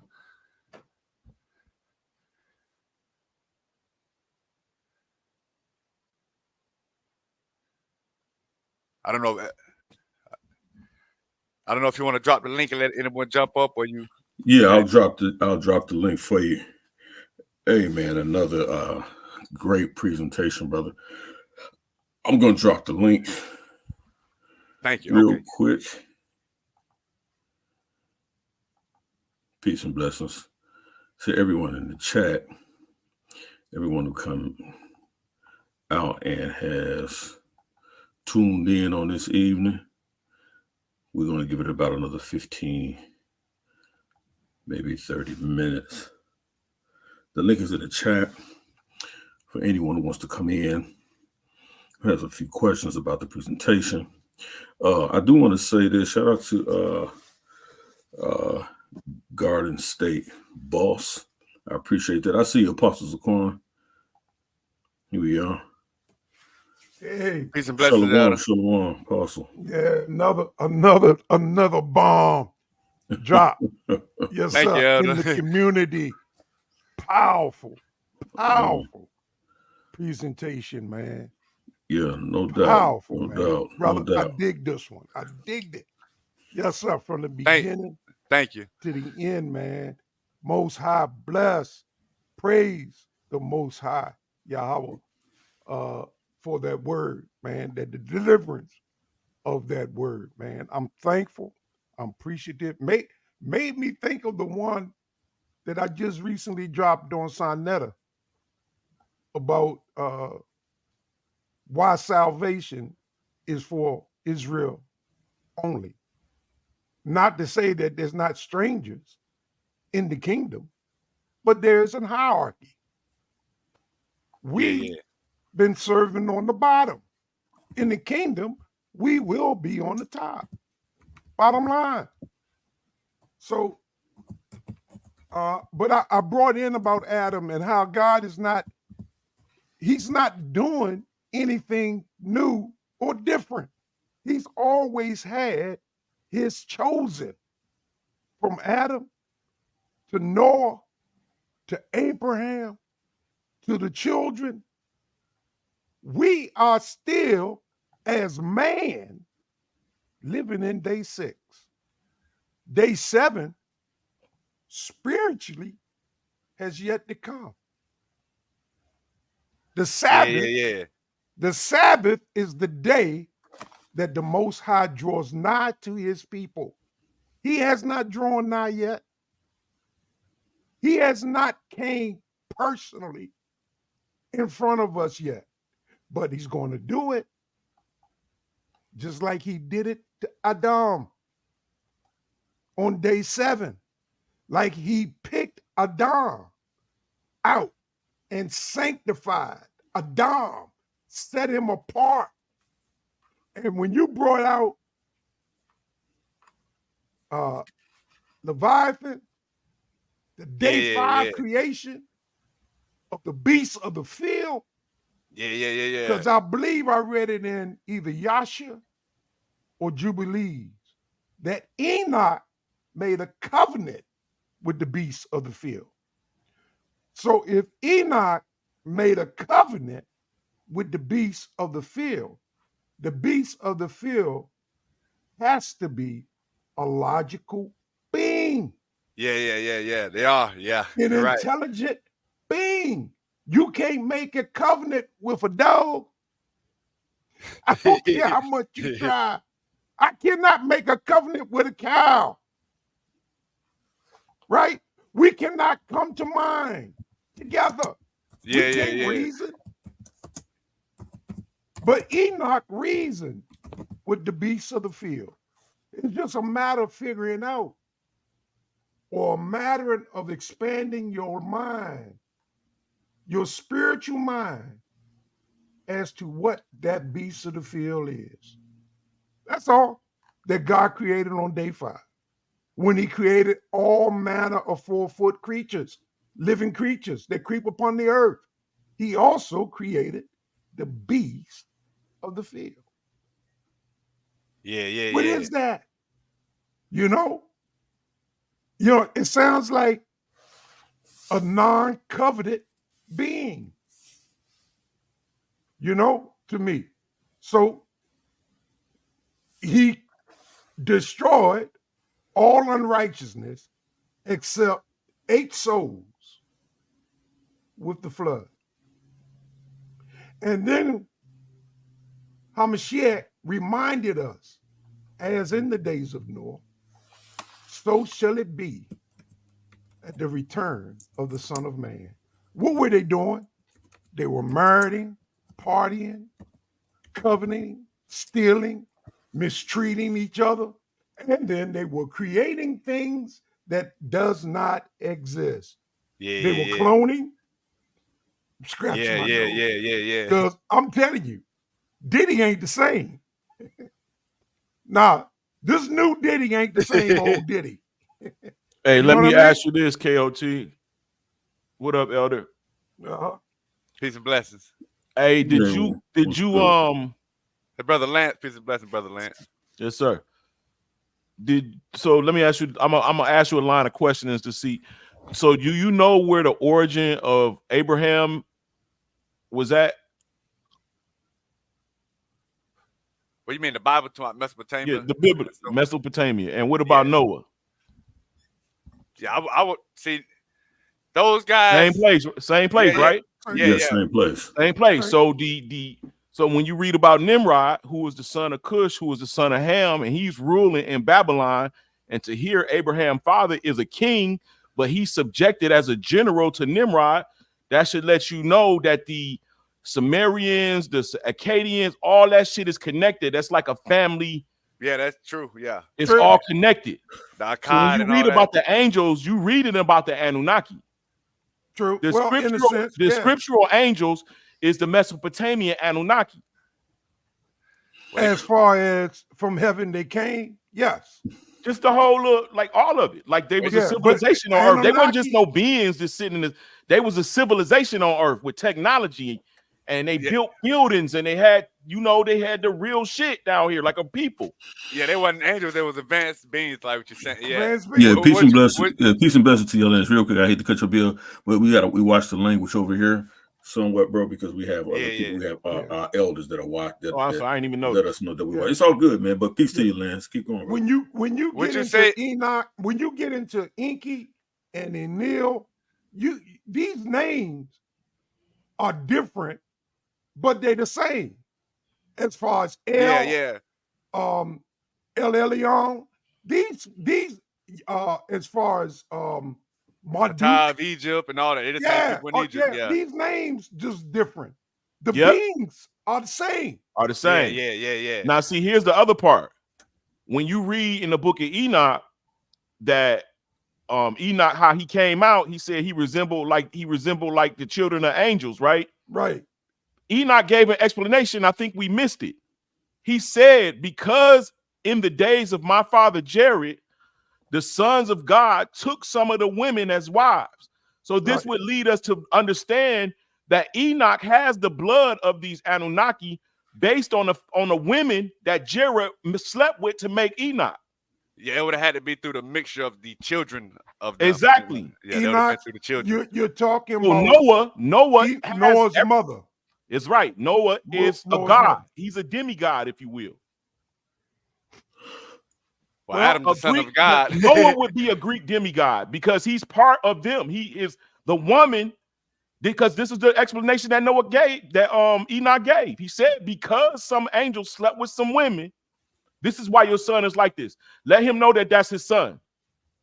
Well, if you go to Jubilees, the last chapter, I think it's chapter 105 in the book of Jubilees, it talks about that. I'm not sure if Enoch said, I thought Enoch told him that, no, they did not sleep with your wife, because Lamech thought that his wife had slept with an fallen angel. Yeah, he didn't sleep with no angel. Yeah, he didn't sleep with an angel. The mama that made Enoch, that made Noah, was part of that race. It was in her blood, what you're saying. Right. Okay. I can go with that. Yeah, when they had children, can go with that. Other sons were mixed with the children. Remember, the Bible says that Noah was perfect in all his generation. That's meaning right. His generation was pure. Well, the book of Enoch says he was a giant of the flesh, but not in spirit. That's what the book of Enoch says. Okay, I don't know. He was a giant of the flesh, but not in spirit. Well, all man was a sinner. So what do you mean by perfect? You just saying of blood? No. In his generation, meaning his generation, Adam to Noah. it was perfect. The bloodline was perfect. Oh yeah, you speaking just bloodline. Oh, okay. Right. That blood, it says Noah, not perfect in living, in generation, in the generation from Adam to Noah, his blood was perfect. It could have been There a was perfect no blend mixing. between the two. Huh? It could have been a perfect blend. You feel what I'm saying? Because it clearly states it. Only It thing clearly I can states do is that quote he the not. scripture. That's all I can do is quote the scripture. Yeah, that's And what when we're you doing. I'm not read- speculating. It clearly it states it openly. Like it clearly states it. Well, this one will be one point when he says that these other people died 120 years. We start to see Adam's children dying before we get to Noah. They start dying less than 900 years after. They don't live as long as Noah did. I mean, Adam. Well, see, Adam is still alive. Adam is still alive. Yeah, he's still alive. As long as we are alive, Adam is still alive. We are in day 6, still to this present day. If a day with the Lord is like 1,000 years, and 1,000 years is like a day. Adam lived to be 935 years. That's what 78 years, 75 years lacking of 1,000 years. So we're still in day 6. Day 7 is when the Most High draws nigh. Oh, day 7 is cataclysm, destruction. Day 7 is the destruction. Right. That's when he returns. Yeah. There's going to be a destruction. No, there has to be a destruction before there can be a cleansing. It got to be a destruction, and then it's going to be a purging. It's going to be confusion, a washing away, and then a purging. Yeah. So that means the sun is going to bake everything. And you can see what happened in the old world. The water came in, covered all of this shit up with mud. Covered everything up with mud. And then the water receded, and then the sun baked the top layer into brick. Right. Our 1,000-year reign with Christ is yet ahead of us. That's our wilderness. It's ahead of us. Yeah, because we're in a particular cycle too. Yeah, we're in a certain cycle too of the age. So. Yeah. I do believe your explanation of time, the way you brought it out, that 1,000 years, we're still in day 6. That covers the complete creation as far as man's time on the earth. It was given to him a day. A day is like 1,000 years. Yeah. And 1,000 years is like a day. Adam was 935. That means he did not live out that full, complete 1,000-year reign, because the time is going to be cut short, or no flesh.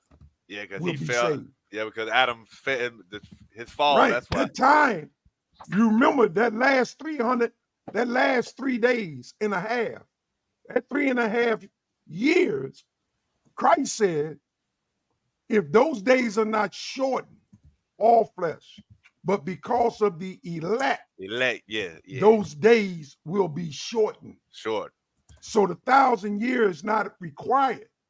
Yeah, you're right. What is the period that the Israelites ruled right before this, when you could see the evidence of the rulership of Israelites ruling in Europe, ruling in places in Africa, ruling in Asia, ruling in Russia for 1,000 years, just about? What is that period called then? What you talking about, Israel? Israelites. When you had the Israelites that went to the Northern Kingdom, and I mean the Israelites of the Northern Kingdom that was kicked out in 722, they went to Asia and Russia and all of that, and they established kingdoms there. Yeah, right? But I don't see us ruling, brother. But hold on, we never. It's definitely rulership. They definitely rule. Hold on, we never ruled as a nation. No. As one people, I got you. But they did rule separately. Yeah, we're gonna rule as a nation. All together. Together. Yeah, that's what's coming. All right, got you, KLT. But they do got evidence of them in kingship. Yeah. All over the world. Yeah. I know that. Would you say most of them were coons or non-coons? You get what I'm saying? Well, I think the Zara Judah portion that rule, like that's your Germany and your Scotland, Ireland, all that area, Calco, Mundy, all them. I think them was the uppity.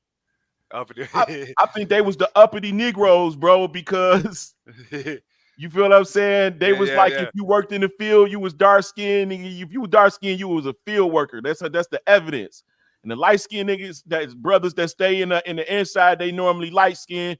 They don't be out in the field. Okay, be careful. That's your King James, Queen Anne, and them. Be careful. You see me here. You see me here, right? But hey, bro, like you, Yara, me, you know what I'm saying? Like I can look at us and see we have some genetic relation. You feel what I'm saying? Like we probably of the Zara Judah Sephardic people that left and went into the world. While we carry our last names, those last names are our real last. They don't come from no slave master. I don't have no slavery in my family in America. Well, I can't say that. I can say I got some sides that's not they did not come from slavery. I got a part that came from slavery and they black, from Africa, and a part that did not. That's where I get my ID from now. Recognizing. Oh, you Ephraim? Huh? You an Ephraimite? No, man. I'm Judite. Oh, I thought you said your Ephraim name. Yeah. No, I'm Sephardic, but I'm Judite. Okay. Right. And so we be Sephardic by a lot of ways, because you got the Sephardi going into Sao Tome, coming into America as orphans. You got the Sephardic that went to France, that became the Huguenots, that went to South Carolina and Virginia and all that. You got those. Right. It's like it's deeper than what they telling us, bro. It ain't no. Right. You got the Jews that went, those ones that went to Russia, that went over and that was with the Mongols, Genghis Khan, all of them. His whole idea was to unify the Israelites, unify the 12 tribes. I got information on that. Who, Genghis Khan? Yes, Genghis Khan. He from the tribe of Manasseh. I thought he was our enemy, man. Nah, bro. Genghis Khan was from the tribe of Manasseh. And some of the Israelites, they didn't want to keep the law, and he was going against them, but he never destroyed them. Like, notice he in the Korea War, he never destroyed Korea. And he sent his daughters to marry their kings because they was related. The Mongols that we got in our head are not the Mongols of the old school, bro. Those not the real ones. And I even got some paintings of chieftains from Genghis Khan's military and stuff like that. They black people with beards, brown people with curly hair, all type of stuff. So I don't believe the narrative that they gave. I believe that Genghis Khan is of the Northern Kingdom based on the information that I had translated personally. I personally went through, and I'm part of a Jest Store, so they'll send you stuff like that. When you look up stuff, they'll send you an author of a book, and I've been following this dude for a little minute named Mr. Chung. He's actually a doctor, but he's a historian, a Chinese historian, and he's been putting out articles, and I've been following the paper trail, and it's showing you that when the Israelites left and went into when you see Paul writing to Armenia, Phrygia, that's Turkey and all of that area. That's that whole area. Yeah, well, yeah, and he went into Asia. Yeah. Right? They converted the Khazars there. The Khazars was selling their children to the Israelites, and the Israelites would kind of like enslave them, but they'll let them go or let them stay if they won't. After 7 years. In the Sefer Bible, there's a 29th chapter that's not in the King James. There's only 28 chapters in Acts in the King James. So there's an additional chapter in the Sefer.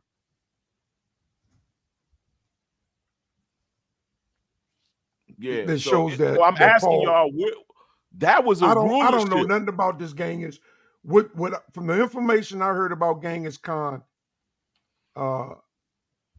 he fought us here on the Americans' landmass. He fought against us. So yeah, all of the Israelites was fighting each other, bro. Yeah, all of them wars, those is all Israelites fighting each other. Yeah, yeah. So that was the time of rulership. That ain't the 1,000-year reign, because that's approximately the 1,000-year reign. The 1,000-year reign is is coming out is before Satan be put away for 1,000 years. Not put away. We will reign 1,000 years with Christ. Yeah, he And lose then power. the enemies would encamp about us. And then that would be the Y'all last don't see war. that happened? Huh? Y'all don't see that think so. already happened in history? No. When you I don't see think so. all of the nations, when you see the Edomites and the Arabs I and all of believe them that would gathering be- against the Israelites and becoming the Catholics and getting them the hell up out of the royalty in Europe, from France all the way to Spain to Portugal, to places in Africa, to places in Russia. Like, they was getting them out of there. Those was Yeah. when the My Israelites was only in rulership. thing is, at the end of the 1,000 years, we reign with Christ. Yeah.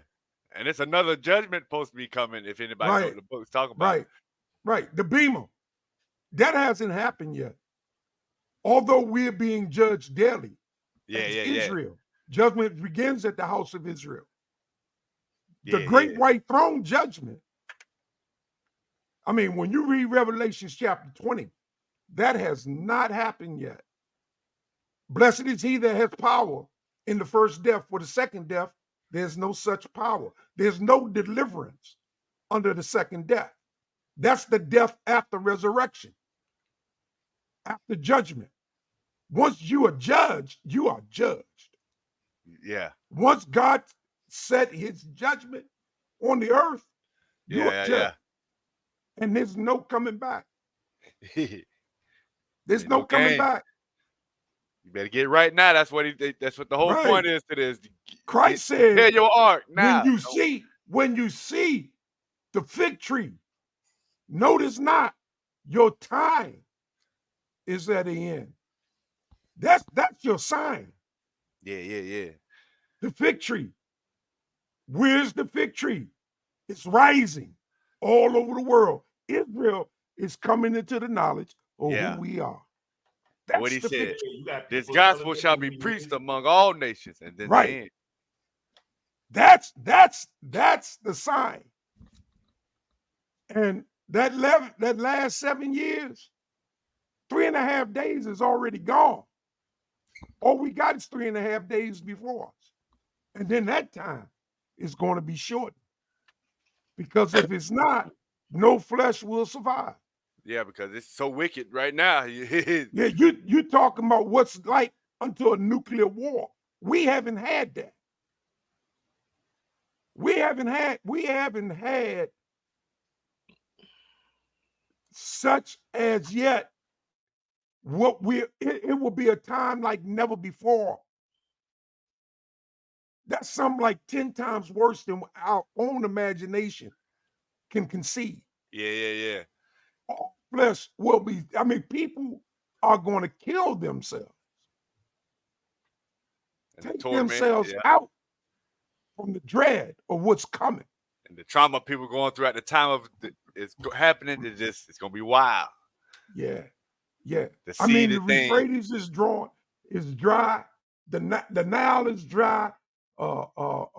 Jordan is dry. These lakes, these rivers are drying up, just like the end said. Yeah. Dude, Dubai is underwater. That mud been without water for thousands of years. Yeah, well, yeah. So the signs are showing. Oh yeah. The sign, just the eclipse just completed the Alapa across America.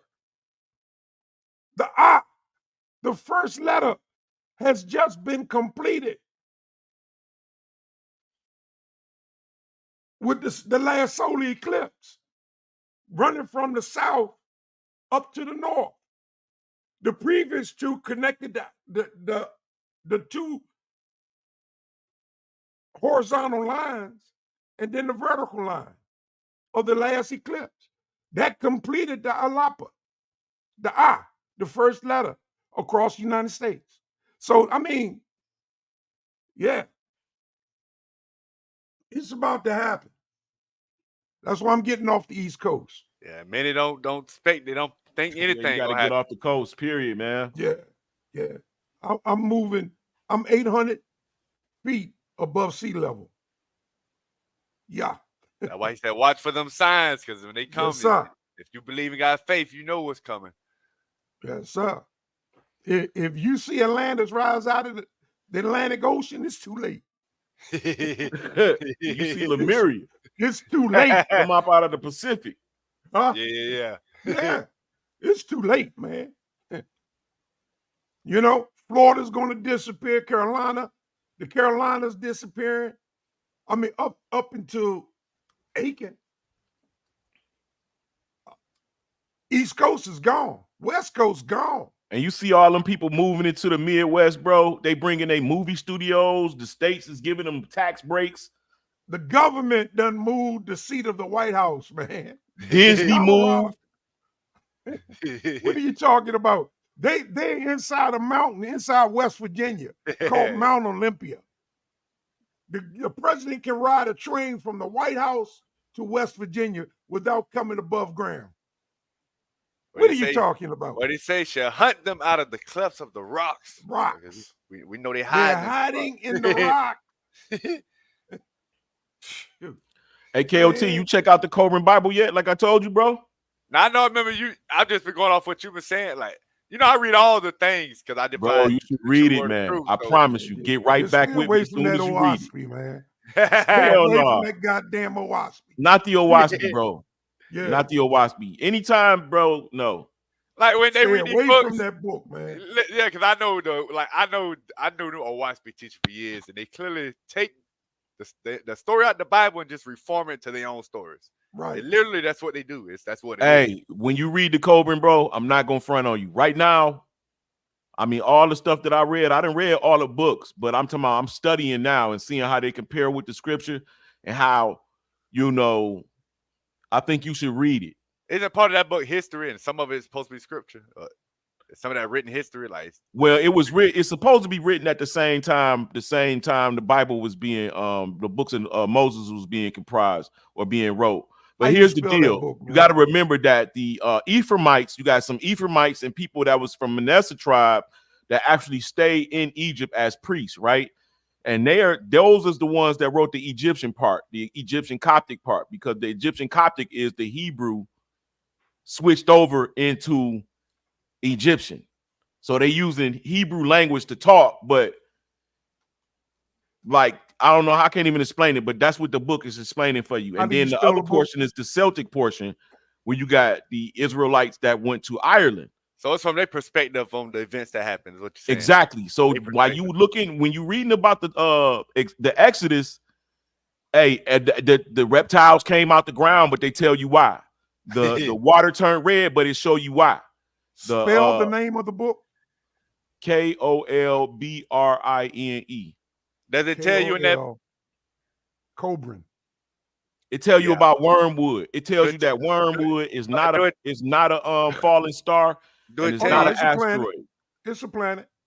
Do he tell you that the destroyer was in the wilderness when, you know, they sent the serpents among them? Yeah. Nah, I didn't read that. But it tells you about the destroyer. The Bible actually gave the scripture say it was bro, it tells you that the destroyer will come. You will know the signs of the destroyer. One of the signs was men shall dress as women and women shall dress as men. And in women that day and time. Well, yeah. In that day and time. Yeah, that's when I started noticing, like, dang, that's the same thing Second Baruch say. Yeah. That's across the two. That comes from the Dead Sea Scrolls in it. It makes a cross.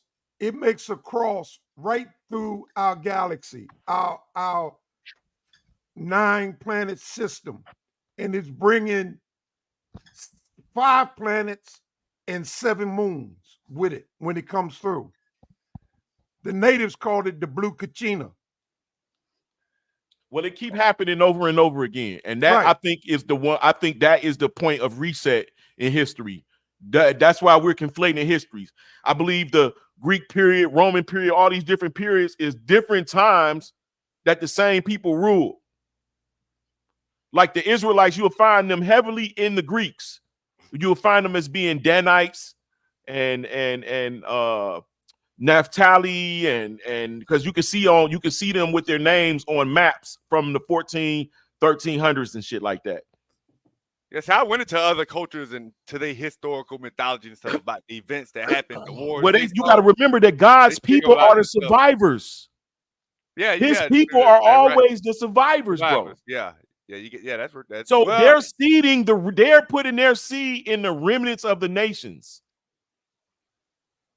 They're reteaching the remnants of the nations, and the nations are turning them into gods. This is why you find Judah being Zeus. Google it. Judah is Zeus. And you will see that in ancient times, Judah, by the Athenians, is Zeus. And the Athenians come from Zara Judah. Calco, the son of Zara Judah. Zara elder is the twin to Perez. Notice how the scripture only tell Perez side of the story. It do not tell you Zara side and the red scarlet, the scarlet string side. They left Egypt before Joseph died, before the new Pharaoh came. Where did they go? They went and established Zaragoza in Spain. Zaragoza is the land of Zara. So Zara is the ones that seeded the Sephardic Jews. So yes, they're Judites, but they're from the Zara Judah side. And these white people think it's them. And they put out the history. They got a real in-depth bloodline showing how they all connected, not even knowing that they did the work for us. And you can see why the Athenians are black. Why the motherfucking, excuse me, sorry, y'all, the Greeks are brown. I got a question for you, Lance. You see what I'm saying? There is an explanation for it now. Yeah, but not, I mean, Alexander the Great was not brown. Yes, he was. Alexander, brother, I can show you. Alexander the Great is a Macedonian.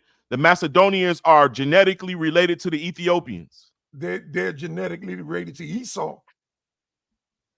No, these Macedonians are genetically Esau's grandson. They're genetically related to the Ethiopians. Alexander's father was Esau's grandson. You can trace that in the Bible. Hey, look, and guess what? The Meneptah Stele, that person, he's also that person is also related to Esau of Egypt. All right, Lance, I'm gonna jump back on topic for a second. Okay, the children of Anak, are they the children of Anunnaki? What'd you say, KLT? The children of Anak in the Old Testament, are they descendants of the Anunnaki? Yeah, you know about them? So. I believe they call giants in the Old Testament and say the children of Anak. I know the children of Anu are the Anunnaki. I know that. I'm saying the Old Testament. In the Old Testament. You read about the children of Anak. They're giants also. Speaking of like different giants throughout the Old Testament and numbers also. Right. But do you believe they're Anunnaki, Lance? That's what I was asking. Because that's after the flood. I believe that they have something to do with it. But so do you subscribe, or do you believe, or do you consider Berosus, the philosopher historian, do you consider him credible? Of what did he write? Berosus, the historian, the Greek historian. I might have read his works, but I don't recollect his name. Okay, so let me give you a work of his. It's called The Travels of Noah into Europe.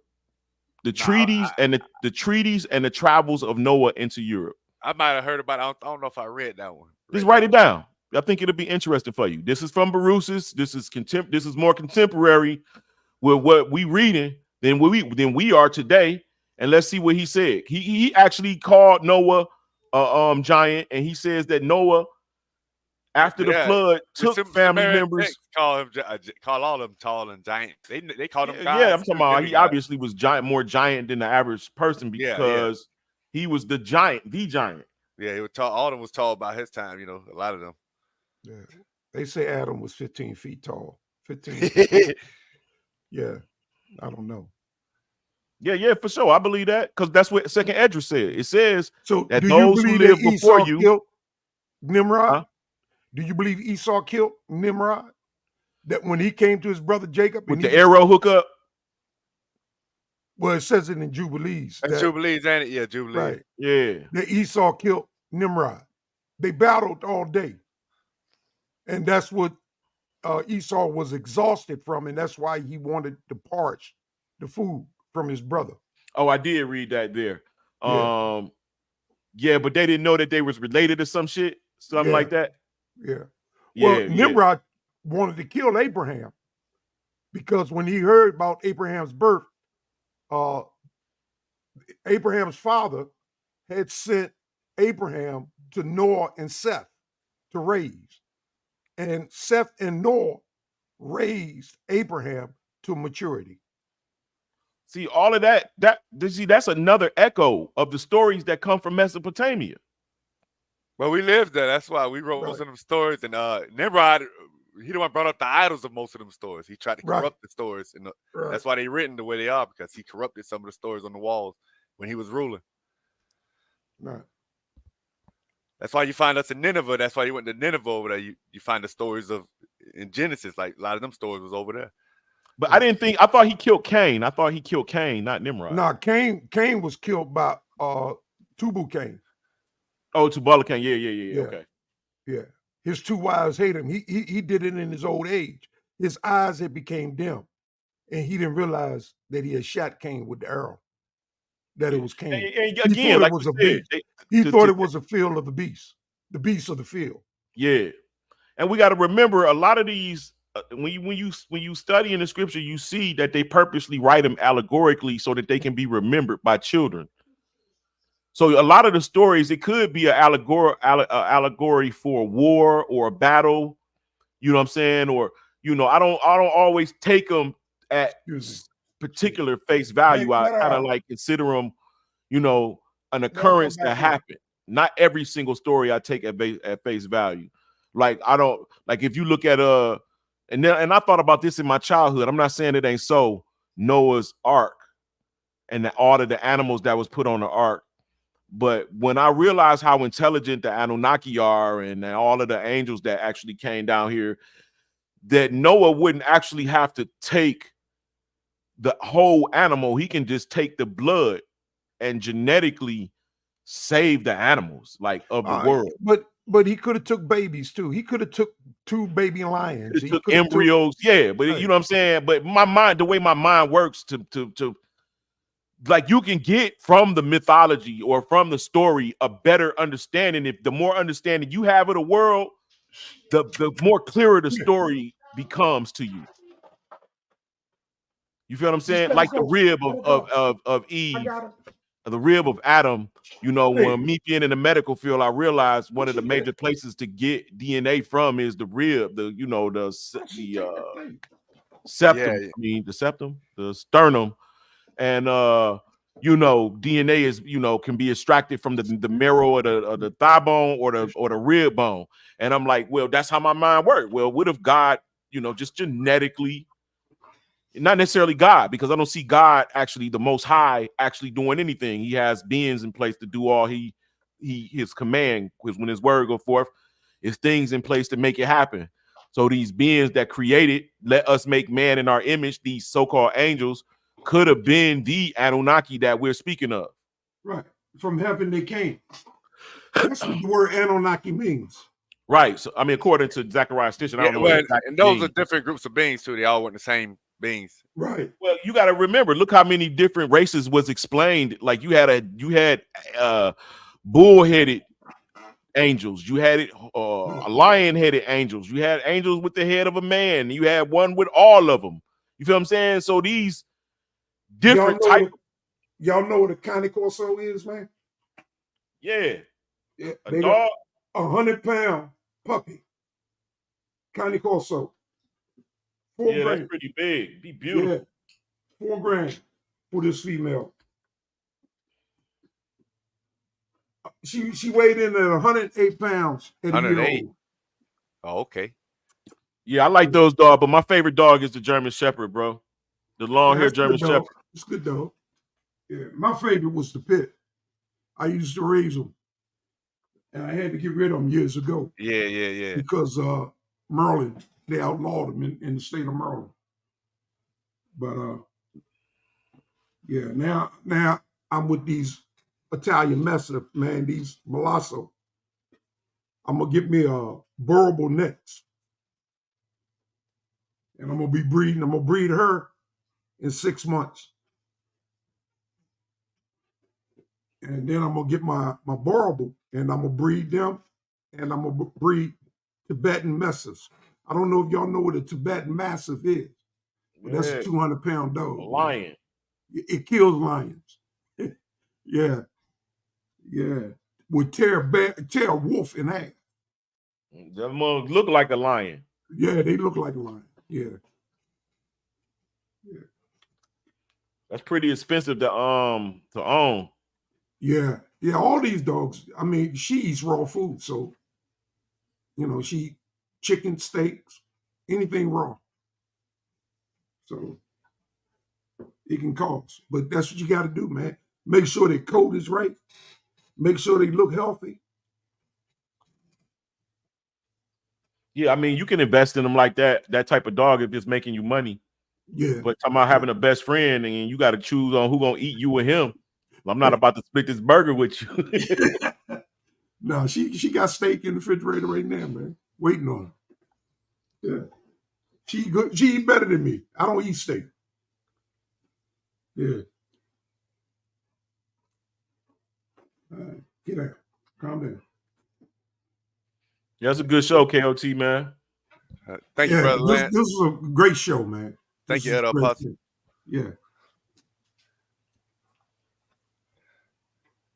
Very, very seldom, man, somebody can present something, and I don't find something to disagree about. I ain't find nothing to disagree about. I appreciate that. All in the spirit. Yeah. All praises to the Heavenly Father. Yes, sir. Yeah, I'm just waiting on that debate between me and you, bro. You know what it is. Who? You and who? Me and you. What debate? You know what debate. No, I know what debate you want now. Who's the head angel? That's what you talking about. Who is like El is Yahweh, the God of Israel. Who, El? Who is like El is Yahweh, and he's the God, the Prince of Israel. Oh, who was the Ancient of Days, Lance? You say what? Lance, the Ancient what of Days? you got to tell me, what Yeah. you have to explain to me is where you getting the E from, and in ancient Hebrew or Paleo Hebrew, there's no E letter. How are we going to name a God called El if we don't have an E letter? El? Yeah. El I believe El is Baal. It say I El believe El is Yuan. Baal. Well, it's a generic term, and then it was used for Baal. Yeah, it's a generic term. It's a Canaanite. It's a Canaanite God, and the only time we worship that God is when we was in air, when we followed the Canaanites. The Canaanite God. Look, the God of the Canaanites was the God of Egypt. When he said, "I gave Egypt for ransom," he chose the Israelites. He was the God of the Egyptians. You can even see Egyptian mummies with the names tattooed on them, and Michael name tattooed on them. Yeah, I don't know. I'm not sure if there's an E in the hieroglyphs either, but I know there's no E in the ancient Hebrew. Abaya. There's no E letter. So I don't see how we can worship a God that we can't spell his name. I can't see that. If it's not AL or all, as in Yah, I don't. The first letter says in the scripture, it says when El Yuan gave as an inheritance. That's what it says. El Yuan. So that's a mistranslation. Yeah, that's a mistranslation. That's like the word Elohim. It's a mistranslation. Yeah, that's some type of word. Yeah. The word is Elohim. Yeah. Not Elohim. I think a lot of when I did my studies, a lot of the priesthoods was doing that throughout when the dialect of the language was changing, and they had to keep the oral tradition, and they went to write them down. The language they were speaking in, they was jotting it down in that language, and some of the words were changing the meanings. Right. 606, when we went into Babylon captivity, we started speaking Aramaic. Yeah. Aramaic. That's when we went wrong. But I think we was already speaking that. We was only in captivity for like 60 years or 70 years. We're in Babylon? Yeah. No, man. We left. I mean, we never left Babylon, but it was taken over by the Medo-Persians, and they held us until they released us. Like 100 Not years us. later. Well, I guess you could say some of us, because you got to remember, we keep saying the Israelites, like all of us, the Israelites is many nations. Yeah. We were 12. 13, however you count. Yeah. So some of us would come from the Levite, Benjamin, Judah that came across Africa. Some of us would come from the Ephraim, Manasseh. But Ephraim and Manasseh considered to be one tribe. They are one tribe, but you got to remember. See, we don't see that when you read about the Chinese history. Ephraim, Manasseh is Egyptians to them. The Ephraim and Manasseh seeded China. What book you read inside of the Cobra? Nah, I read that in history. I can tell you some sources right now. Give me one second. Okay. Yeah. I don't know. I'm not gonna go as far as saying the Chinese are Moabites. I'm not gonna go as far as saying that. No. I don't know who they are today, but the originator, when you read about the black founders of China and Japan, those are Israelites. Well, it is Israelites over there, but that's what he's saying it is, them same people. Yo, peace and blessings, man, to Jay the Great, man, on the panel. Peace and blessings to you. Peace and blessings, brother. He came up. What's up, Jay? He on mute. Yeah. You got the flow, Jay? My apologies. I stepped away. He may have been back here for a minute. I'm not sure how long. He just came up. I don't know how long he was back there, but you just brought him up. So okay, that's what I thought. Okay. Yeah. Peace and blessings. Okay, I'm about to read this right quick. This is a dialogue going on between two kings. And they're gonna tell you who they are while I'm reading it. But it says this. Immediately afterwards, Genghis Khan raised a 9-pointed flag, which was originally raised at the Onan River. The Onan River is in between Alaska and Russia. That's that space up there, what they call the Bering Strait. It said, and the black 4-printed flag of his guardian spirit, and thus became the ruler of 400,000 people in Biday. Biday is like, I'll show you, hold on. It said, and the ruler said, these people of Biday, who bravely and defiantly, regardless of suffering and dangers, stick with me and clingingly attach themselves to me, who with equanimity, joy and sorrow face all objections, increasingly increased. I want this noble and crystal-like people of Biday, who is every aspect serve the goal of my striving and show this greatest fidelity, bear the name Koki Mongol, and Koki, K-O-K-E, Mongol, M-O-N-G-H-O-L, and by everything that moves on earth should be the most sublime. From time on, this people is called Koki Mongol. Koki stands for sky, or for the color blue. Koki Mongol stands here for heavenly Malgal, Chinese Mohe.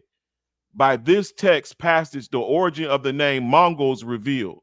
The name, they were Malachites, Malachites, Kalites, and from the tribe Asher. Biday stands for Hebrew Bethel, house of God, another name for the Korean Samhan people. The Mongol tribe, enumerated in Iridian to Bochi, undoubtedly have Israelite tribal and clan names. On his way there, he stopped by Dai Sistan of Kong Krid, who asked him, my brother-in-law of Kishtoki origin and of the Borshigian family, where is yours way? Kijot points the clan name Galid from the tribe of Manasseh. Genghis Khan would therefore be from Manasseh tribe. And they rule, and that Egyptian look that you see in China It come from the time when they ruled there, when his grandson Kublai Khan ruled there, and they was black, and they came to the Americas. Can you give us a source for what you just read, Lance? Yeah, I got more sources though. I got a lot of sources. Yeah, just where were you just reading from? Hold on.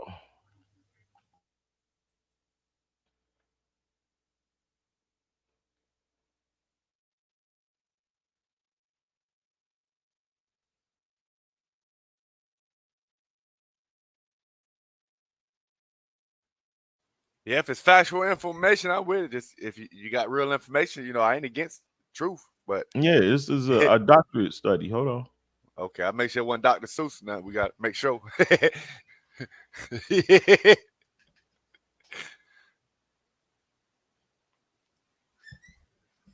What you hear about it? I think the emblems or something, I might pronouncing it wrong. I ain't in the scripture right now, but in the book of Numbers, you need to go through the book of Numbers and hear about these other people. Now, these are supposed to be children, like, of what you want to so-called Nephilim, or so-called, you know, that's the word they use. It's called the Israelite roots of the Mongols as revealed in the Mongol-Goryeo War of 1912, of 1218 to 1270. A paper by Dr. Ha Sung Chung.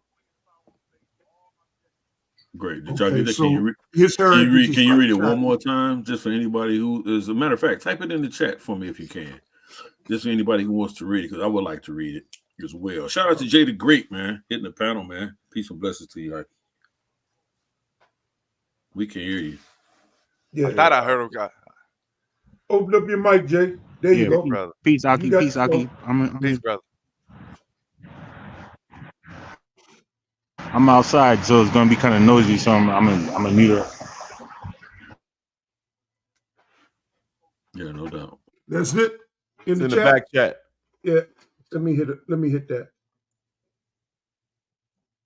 Scroll across that. Can y'all hear me? Yeah. Yeah, we got you. Okay. Yeah. I'm outside, so I'm cooking and shit. I'm outside. Okay. Hey, go ahead. I'm gonna mute up. This right here is it's called Goals of the Mongols and Founding of a Common State with the Goryeo. Goryeo is Korea. It says, what is meant by heavenly statutes and their unconditional commands? On other occasions and in other letters, this specifically is explained. The Mongols viewed themselves and the Goryeo kings as one house that had to be brought together. The Mongols were not allowed to destroy the Goryeos. This would have been a violation of the heavenly statutes and commandments. Goryeos, children of Chorus, and Mongols were Israelite tribes, so both peoples had to go together. The Mongols took this to heart, but Goryeos did not. They refused the request. The Mongols seem to have never lost sight of this goal, the unity of the Israelite tribes. In many letters to the Mongol Empire, to the Goryeo king, in warning the abdomation culminate in the idea of a common house. In a later dated 1268, Kublai Khan makes many allegations, adding, although you did indeed know about it, did you not think about it seriously? How can one love the common body and build the unified state this way? Quite similar in other letters from 1271. Your people are suffering because of your rebellion. We have already built a common house, and from the beginning, there was no contradictions between us. So this is all translated material from Chinese shit, like Chinese site, doctor. And he got all of his sites and everything. When you download, it's a dissertation. He got everything showing. Oh, okay. He claimed to be an Israelite, or that's his information. Nah, he didn't necessarily make a claim to be an Israelite, but he's just showing that the founders of Korea, China, and Japan were Israelites. Oh, okay. I just wonder. And then it even goes off into showing you that the Tingri, like if you look at the Tingri emblem, Tengri, that's the religion of the Mongol, of the Genghis Khan. You can see how a lot of their stuff is basically Israelite stuff. They even got the 9 tribes as an emblem. Yeah, I want to ask you a follow-up question to that, Lance. But just as we're moving forward, I'm just going to ask again. Just please be aware and cognizant of the use of profanity during this particular time. Like I said, we have a lot of people who are listening. And some of our elders are listening, and we have mothers and fathers and parents are listening, and children that are listening. So we often get that, when we air these particular teachers, especially when Brother KOT is going forth. They really love to hear him as he goes through the scriptures. So, so just please be cognizant of that. But I wanted to ask you, it may have been you, Lance, some years ago in the conversation we had, or I was involved with, that you were on the panel with, the connection between the Israelite wealth being held by Ferdinand, and was it Vietnam or Guam, or where were they at? No, I'm not familiar with that. I know Ferdinand is from Spain. Ferdinand. No, well, where was Imelda Where was Imelda Marcos from? What country was that? Melania, South America, right? South somewhere in South America. Yeah. Let me try to find that. It's been years. What was your question?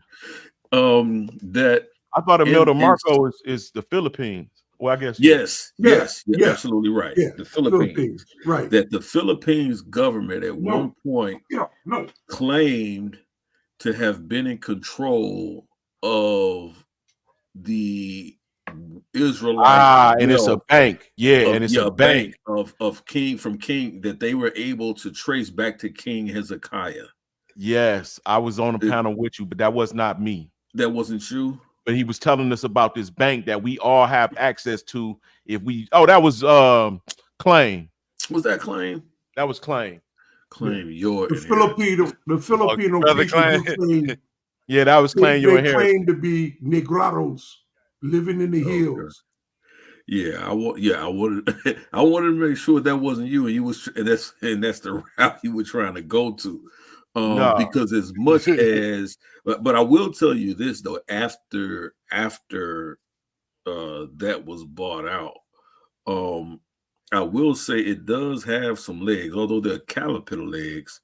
It does have some legs to it. That there is some folklore, it is true folklore concerning Israelite wealth being handled or was being guarded in the bank in the Philippines. Like that was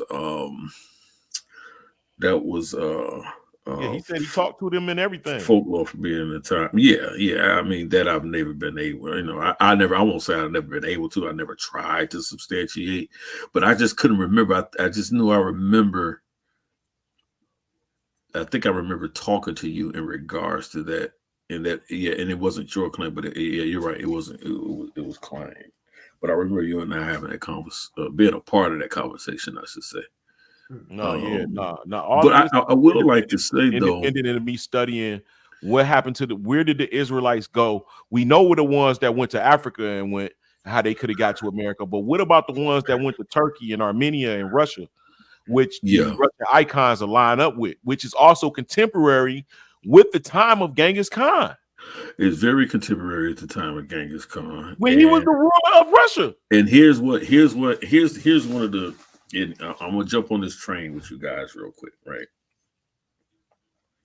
If you study the book of Esther, right? The book of Esther talks about various tribes. In the book of Esther, this is during the time of the rule of King Xerxes, around the time of Darius, King Darius and Cyrus the Great, around this particular time. What is that? Circa 535 or 500 BCE or something like that. That's the movie 300 period. Yes. Now, if we're understanding during that particular time, what we see is that there were many people, according to the biblical narrative, right? Because we did a little critical study. We did a critical study on the El Yara Project channel. We did a critical study on the book of Esther. And in that particular time period, what you will see is, and according to the scripture, you'll see where there were many different tribes that were influencing Artaxerxes or Xerxes, or they call him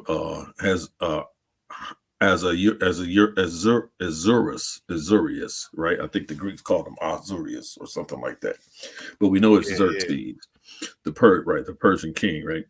So they talk about how when Xerxes allows the decree to set the Israelites free, or to allow them to decree to go out that they should no longer be oppressed during that particular period of time, that there were other nations that basically took on the cultural identity of Israelites in order to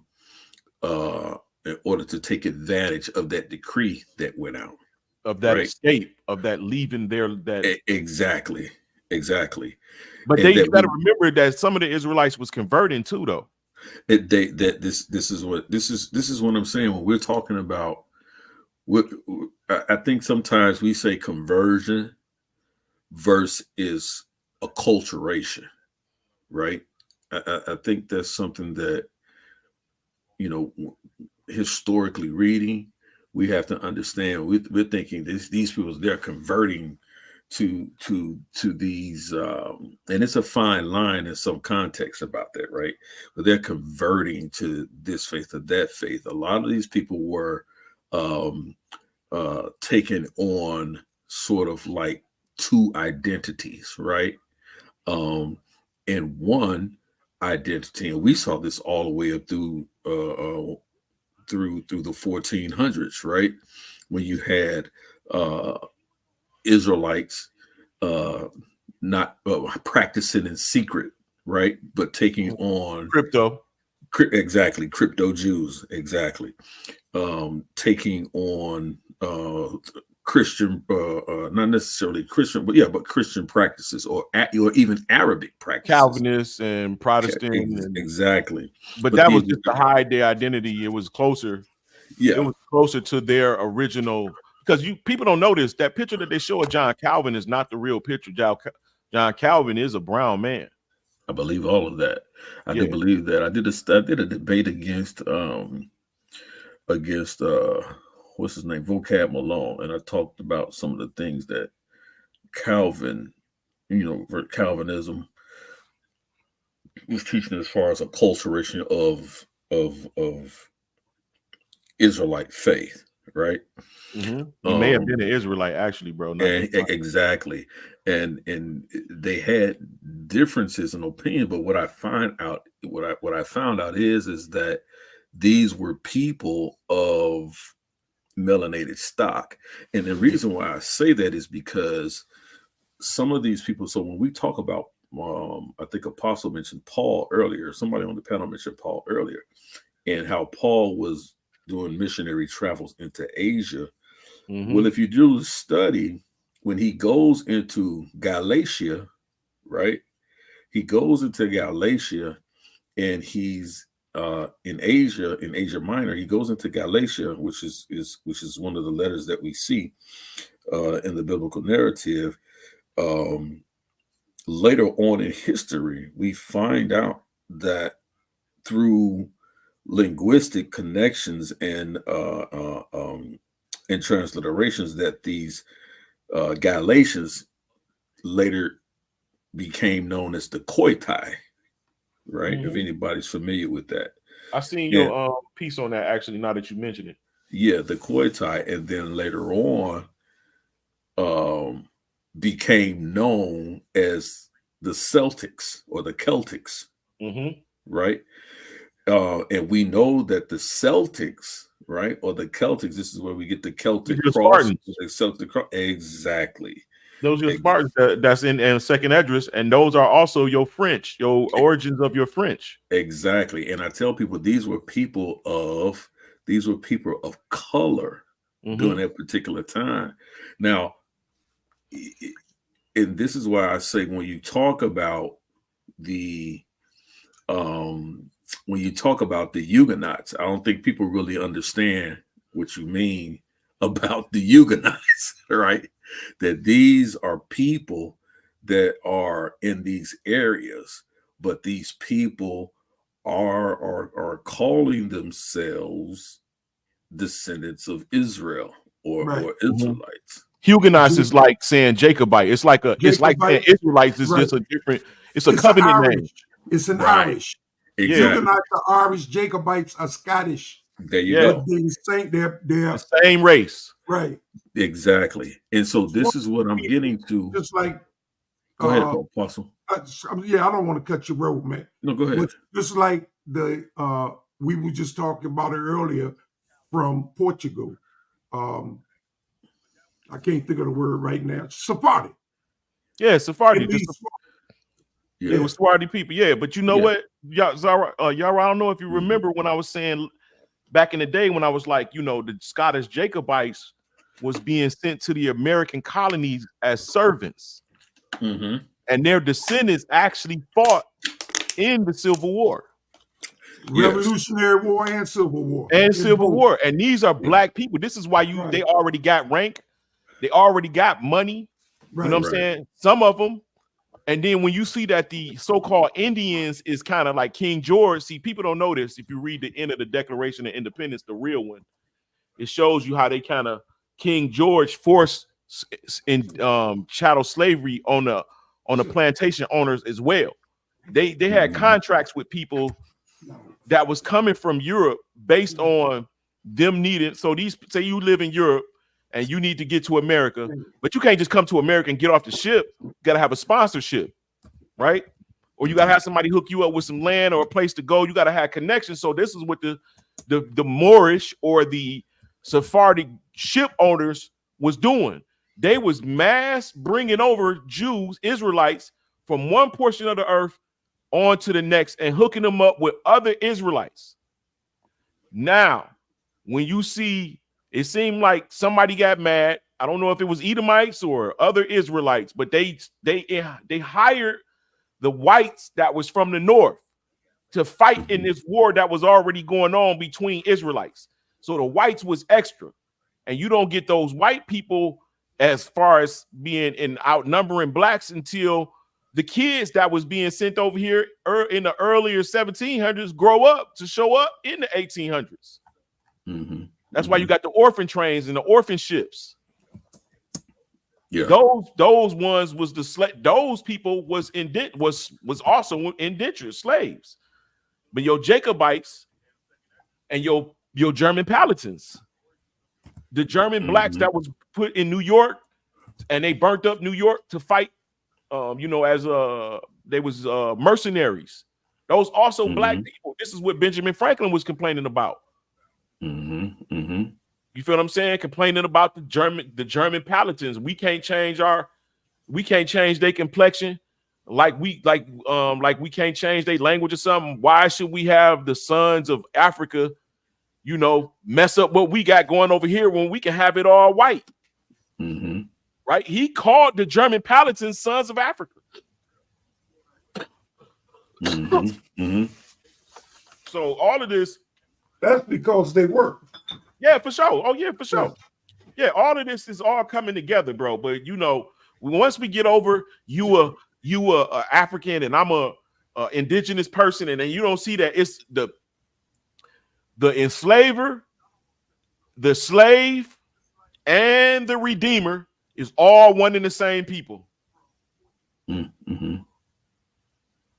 know what I'm saying? It's all one and the same people, and somebody reformed history and placed themselves in the history after. You know what I'm saying? We children, we getting like they change the academic books while our children in school right now today. They did that back in the 1800s. Yeah. They reformed history, man. If you read that John Mackey, that John Mackey, the memoirs of John Mackey with the I have that. I have that book. Do you see all of this whole court black? And I tell people this is why I carry the I carry the paradigm that I do, and the reason why I say, if you read the memoirs of John Mackey, and the thing with John Mackey was, now the memoirs that we're reading were published after his death. They were published by his son after his death, but these are the real handwritten notes and memoirs, firsthand eyewitness accounts by John Mackey. And the thing about John Mackey is that he was basically a double agent. Yup, for the daughter and the father. Right, he was a double agent. Right, so he was basically a spy. Right, so he's not going to be writing no lies down. So he's not writing lies, but because he's keeping his journal so that when he turns it over to the Queen of the Queen of England, which is Queen Anne and King William. Queen Anne and King Williams, right? And this is to give them a documented, detailed report of who's who in the known world who had power in Europe, France, Russia, from basically all over the world, the Barbary Coast, Africa, the Canary Coast, Caribbeans, everywhere. The Caribbean. He gave first, and the knowledge that he gave was not necessary, but family lineage he gave. Mm-hmm. He gave their wealth and land that they came from, or they were inherited, as well as detailed phenotypical descriptions of these people, down to the height and almost weight, and their cadence and their personality. And when you read, I don't care what anybody says, if you read exactly what he says, he called, and he makes several different distinctions. So you can't be saying he's black, confused. sanguine, yes, very black. He describes King Williams and Charles and James. He describes these people as what? Black, much like their father, the king. Much like their father, the king. Yeah. And he's not talking. He's not talking about swarthy, because he uses the term swarthy to describe other people. Other people. He said black. He said black. And he'll say black, not swarthy. Doesn't he say it? He says black. He says in other words, he's talking dark opposed to brown. Yeah, he's talking about black, nigga. He's talking about very black. Because some people he described as being as dark as the darkest Africans. Right. No, dark as a Jew or a Portuguese. As a Portuguese. That's what he says. He said black as a Jew or a Portuguese. Yep. All right, I'm back there. I'm back. Yeah, and peace, Brother Jay. And he's not saying, and that's what I'm saying. He's not confusing Jews with being swarthy, because he uses the terms separately and distinctly. Exactly. He uses these terms separately. He also talks about the black pirates of the Barbary Coast, who had what? White slaves on their ships. White slaves, yep. Wow. What book is this, Yara? It's called The Memoirs of John Mackey. Okay, John Mackey. I got it. Hey, bro, that's in the archives, and that's definitely, like, if they was going to be hiding the information from us, they definitely wouldn't have want us to hide that book. Yep. How much is that book? You can get the PDF. Exactly. It's on PDF now. Yeah. But I bought the actual book because I just wanted to read all through the whole thing, and this is before I could find the PDF online. Well, I got the PDF where the author actually go through the sun. Okay. He makes the marks on the sides and stuff like that. Yeah. The sun. Yeah. You'll see some of the notes. All I have to do is put in the memoirs of John Mackey.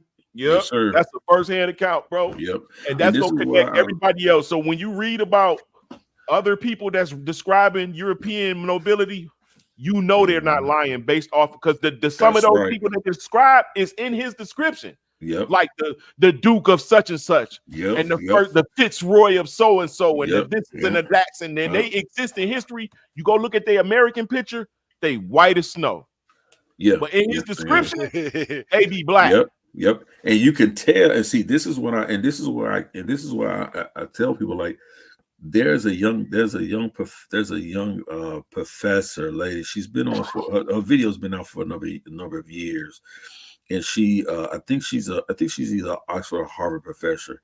She'll tell you there's no creation or anyone thinking or calling themselves the white race until the 1600s, after the 30-year war.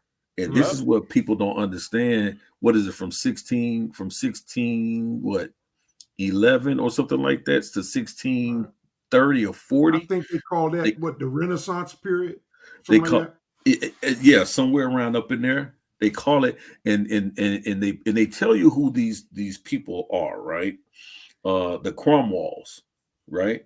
Mm-hmm. And they tell you that their political ambition was this, and that was to be no longer under the foot of the Moors, church, of the black people under the church. But they were saying that this church was ruled but you by learn blacks. Who the church is later.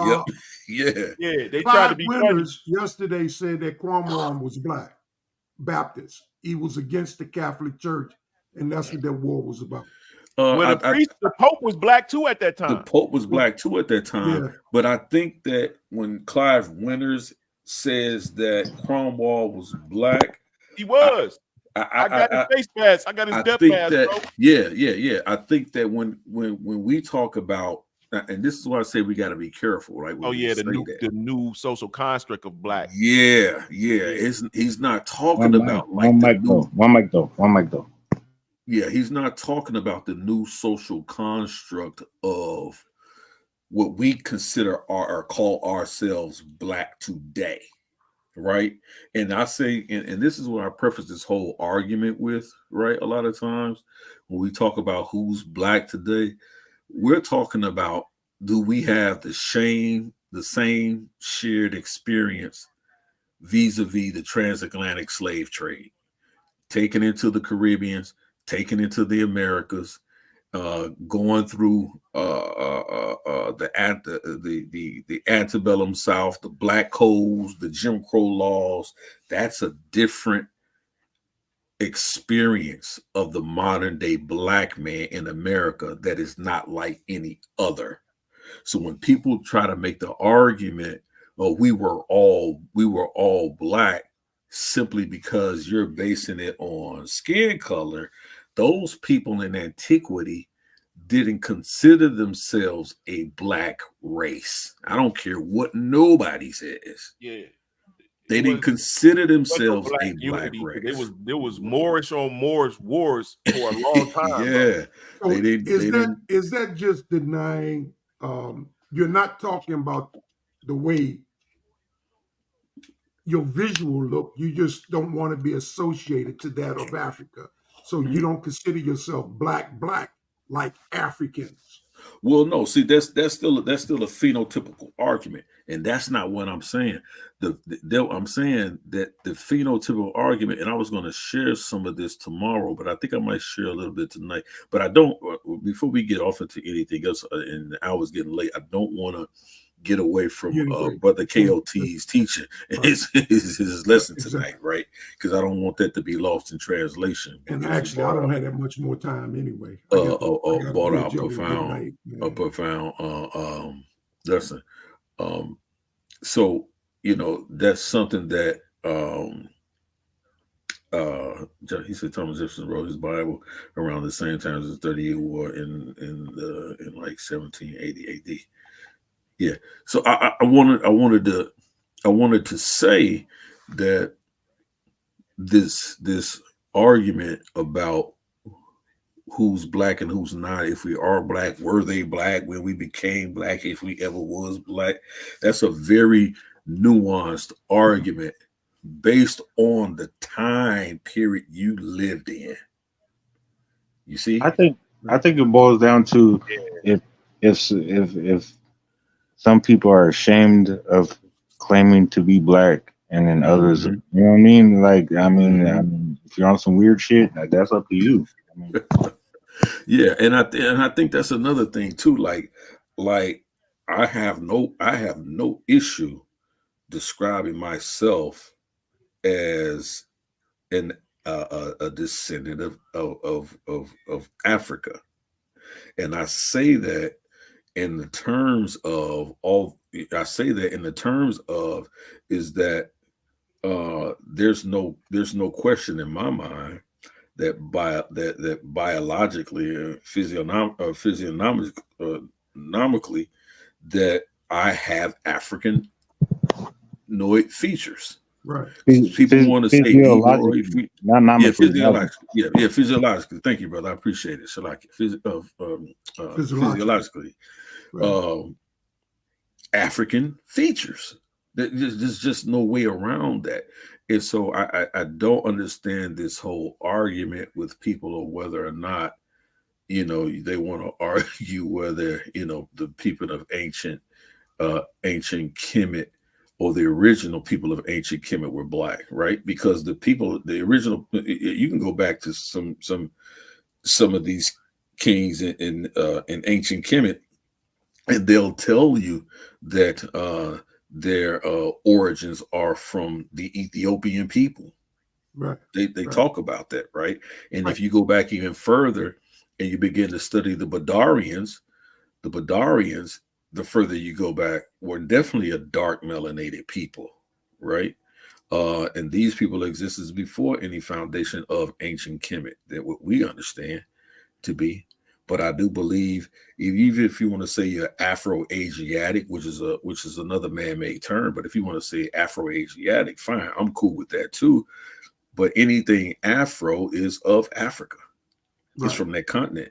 But I wonder, I wonder how much that has to do with, like, if I would describe myself, I would say black is a color, it's a crayon, and obviously I'm not black.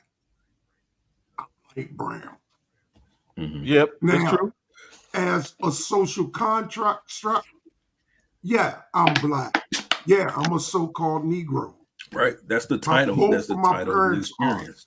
Right. Yeah. So I'm wondering if Cromwell and them are not calling themselves black because of the stigma of just that black working color. in the field makes you a slave, makes you a lower class man. When you dark skin, that's showing you a field worker.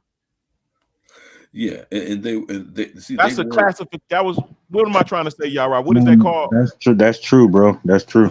Like if you had dark skin, you was a field worker. The lighter your skin, you were fair. Right. That means you was a nobility. Right. Well, more likely, if you're light skinned, you master's son. One mic. Right. You're master's son or master's daughter. If you're light skinned. I'm talking about this particular slave. Well, that's in America. I'm talking about worldwide. That's what I'm talking about, America. Because that's where this comes from, right? I mean, bro, we're talking about America. You work the fields. The lighter you were, you related to massa. You one of massa's children, and you're probably working in the house, or you're working in the stable, or you're doing that. Unless you're a rebel. But Apostle, the problem is we was finding that at a certain period, it was mostly black slave owners that before slavery, they were the ones owning the land. Well, yeah, true. So this particular black person is coming, it's you not light-skinned because of the massa. It was just some light-skinned brothers. It's always been some light-skinned Israelites. It's always been boxwood color Israelites, bro. It's always been boxwood. You feel what I'm saying? Right. That's why I said if you're the rebel, it didn't matter what shade you was. If you're the rebel, you're going in the field or you're getting killed or beat. Mm-hmm. Now take Sierra Leone, for instance. We would think that most of the people that's from, originators of Sierra Leone are Africans. But originally, you got your Limba tribe that was there already. when it was Freetown, but then they took people from London and from Nova Scotia and placed them there. That was also black. Yeah. You got the Timney there, because on my mother's father's side. Now, those are your American Gullah today. Yeah, the Timney, right. So you feel what I'm saying? So you got blacks that come from London. You got blacks that come from Nova Scotia, which is right off of Canada. That's Acadia, right? I don't know if y'all know the history of that. And then you got them all going into Africa. Now, in my studies, I find Africa is like a geographical Noah Ark for a cataclysmic time in history, where it's got highlands and people literally fled to Africa. Today, you look at it as an out of Africa theory, but to me, that's like a place where people went to from all over the world for refuge, like a safe zone. Exactly. Yeah. You got Russia, you got Africa, you got South America. Those was the highest places during that cataclysmic period.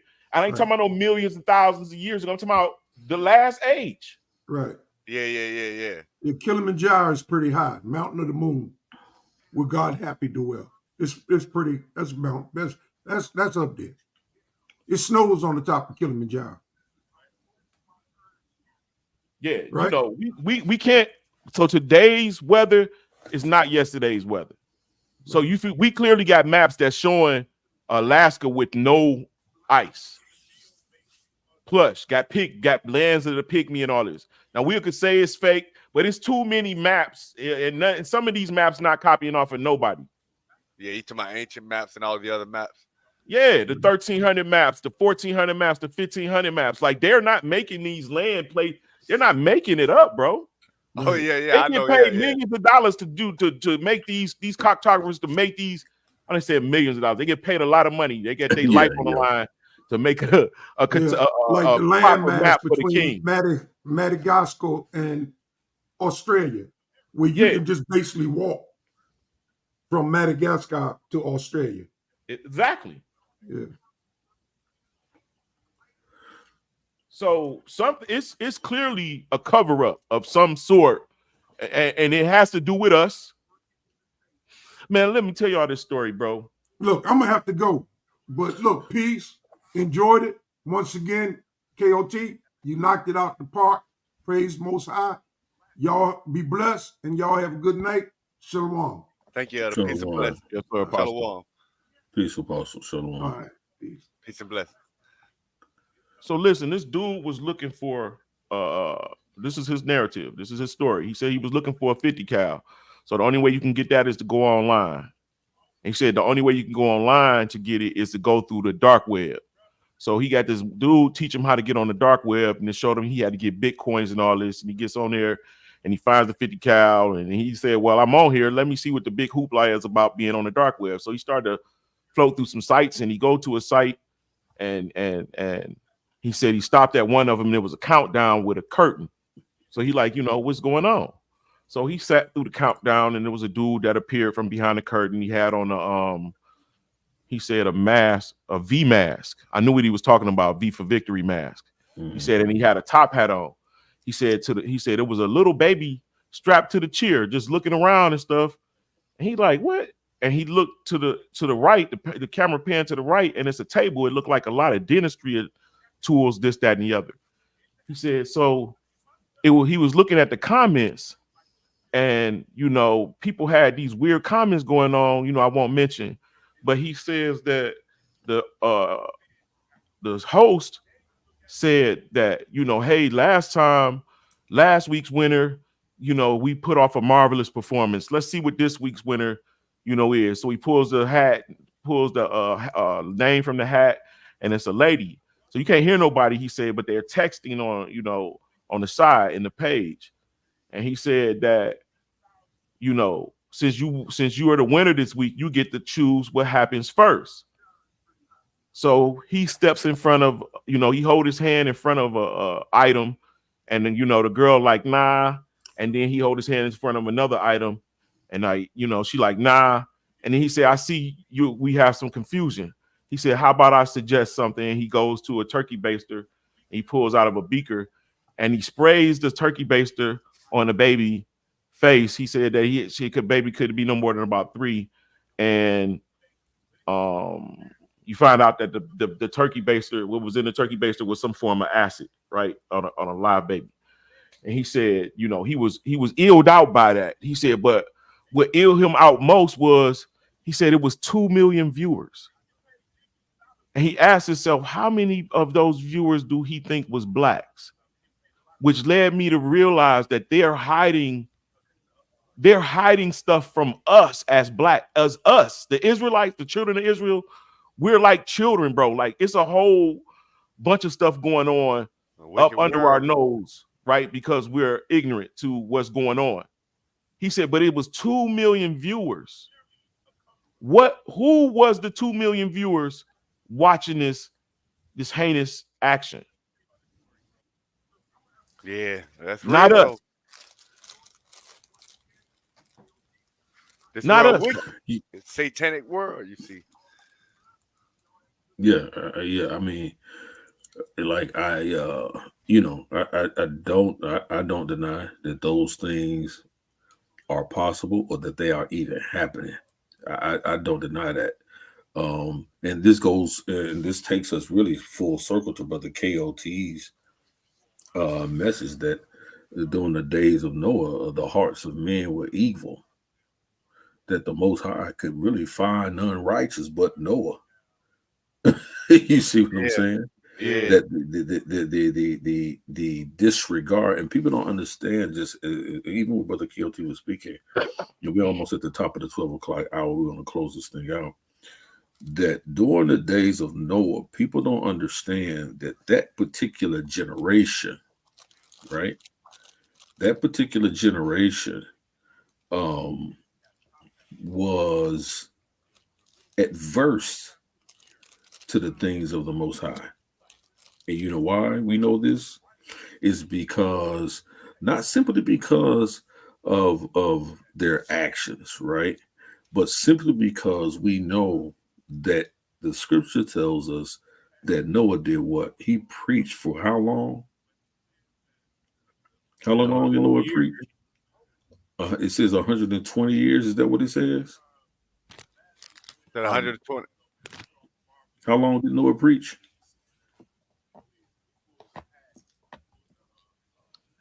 How long did Noah preach? About 120 years or so, like that. Yeah. And so, in 120 years, according to the scripture, you had people who completely disregarded what thus saith Yah. That is the point of what Yahushua was trying to explain, right? It doesn't matter how many times or how long we teach what is right. I see you come jumping in, JJ7000. I hope you pop back in. What we clearly see is people have turned a deaf ear and a deaf spirit to what thus said Yah. And when you have a whole society, and this is what the issue with Noah's generation was, there was a whole society or generation that refused to hear and adhere to what thus saith Yah. And when that happens, there is nothing. There you go. There's nothing that man is not capable of doing. There's nothing that he's capable of doing. Right? And so even as we hear many people talk about that, how the Most High is evil and Yah is evil. But why throughout the scripture is he always warning and punishing the evil doer?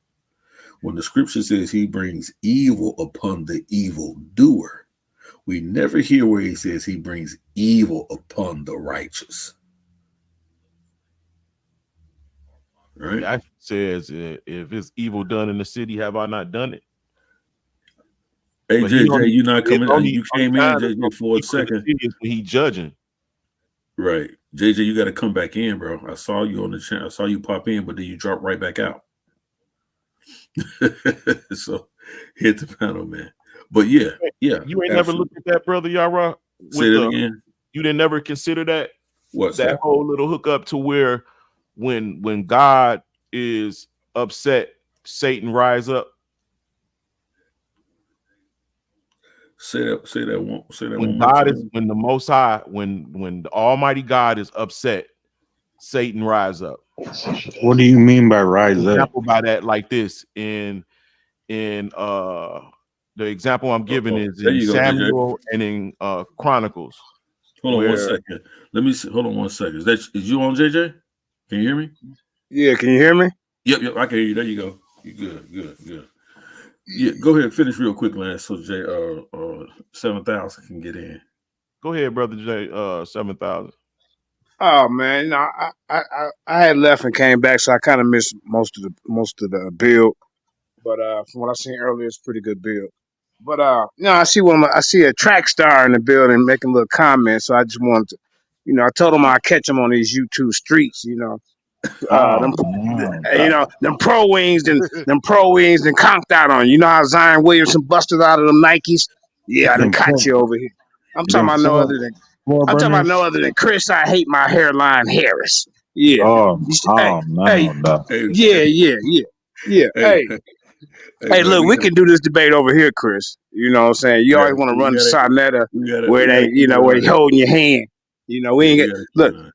Hey, come off that man's platform, be a man, and stand on what you said. You said there was no Israelites in Africa before 1492. I already proved that to you on this channel, but you still ain't learned from that lesson. So I want to give you another lesson. This one you won't forget. You see what I'm saying? So I'm making the challenge out right here, right now. We can get it in. Is he on the panel? No, he's not on the panel, man. He's not on the panel, but I know he came into the chat earlier. And I want all the smoke on the back end. You feel me? I do my own research. I want all the smoke on the back end. Right, man. I'm tired of these dudes, man. They don't want to give us no credit at all. They don't want us to be a people. You know what I'm saying? It's all good, man. But hey, man, listen, man, we're at the 12 o'clock hour. Unless you want to chime in, JJ 7,000, the People's Champ. So my man KOT can close us out, man. We've been on for about 3 hours. 3 hours, yep. Yeah, man. Nah, man. Hey, did you see my my Cosmon Beat ceremony remix? Yeah, I've been busy, baby. 7,000. I've been so busy, baby, man. It's late, but I just got done cooking and shit. Yeah, that joint hot, man. I gotta check that out. It's climbing the charts, man. You know what I'm saying, man? Y'all gotta check that at Cosmon Beat ceremony remix starring JJ 7,000. You know, I had to add a little Negro flavor to it, man. You know what I'm saying? It was a little bland. They had no seasoning in it at all, man. So Oh yes, dog. Oh yes, dog. Yeah.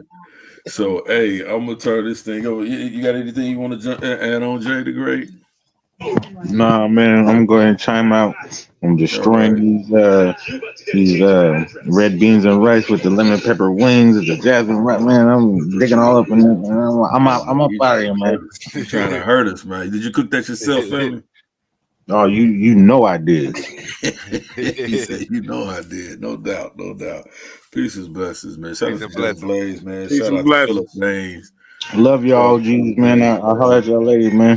Hey, peace and love, family. Peace and love. Peace and love. Man, hey, man, y'all hit that like button, like, share, subscribe, man, to the Elder Yara Project, man, and JJ 7,000 TV, man. Y'all go on, travel over to the Lions Den as well, man.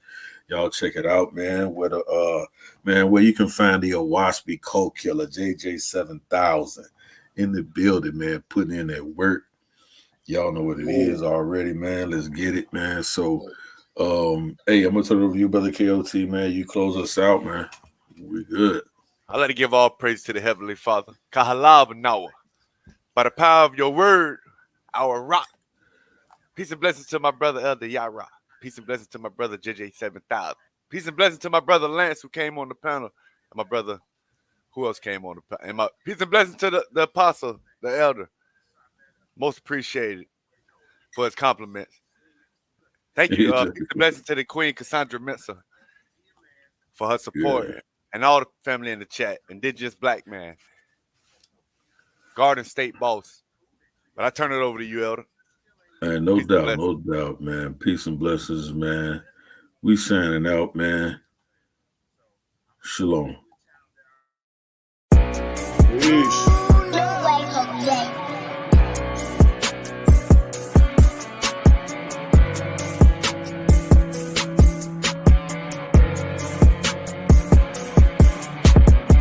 On the ground, we never running, we just walking around. Spitting scriptures like we wasn't around. Screaming on the blessed deep in the night. Praise Yah, what you need in your life. New Torah movement, trying to bring it to life. Was fishing for them, trying to get them to fight. They walking dead, trying to bring them to life. I got that water drop in his movement. Taking them back, but it's ain't schooling. Takes on the ground, we never run, we walk them down. That's how we do it, Torah move. I say my prayer, hallelujah. The prophets awake, spirit did me what they face. They say that I'm going up, my mind, I better tell them just that one stay. I stand on my two, I'm my man. I've been on that block and I kinda that sand. And keep the Torah, baby, we got that plan. If it's down, better give them a hand. Pick them up, cause together we stand. Granny had faith in a mustard seed. Uncle had faith in a bunch of keys. We sting your blood like a bunch of bees. The prophets had left, blowing the trumpet, we put in that work. They can't get for money. New Torah moving, yeah, we leaving, they coming with a tank. Told them if he try to go run them, we walk them down like we searching for moments. Let out those scriptures, we load up the precepts. And they die right when you've been walking on the cats of Egypt. Who were down, now we are. Don't let them fool you. I say my praise, hallelujah. Chase on the ground, we never running, we just walking around. Spitting scriptures like we wasn't around. Screaming on the blessed deep in the night. Praise Yah, what you need in your life. New Torah movement, trying to bring it to life. We fishing for them, trying to get them to fight. They walking dead, trying to bring them to life. I got that water drop in his movement. Taking them back, but it's ain't schooling. Takes on the ground, we never run, we walk them down. That's how we do it, Torah move. I say my prayer, hallelujah. We sit in the making. Say the boss of Yah up in the prophets got them shaking. I need my plate, no shrimp, no bacon. I got my fam by my side, let me praise it. Had to pull it together cause I did the minute, but I see us make it. I told them be patient without destruction, how we save it. Awakened by Yah, we keep praying. Baby, it's so amazing.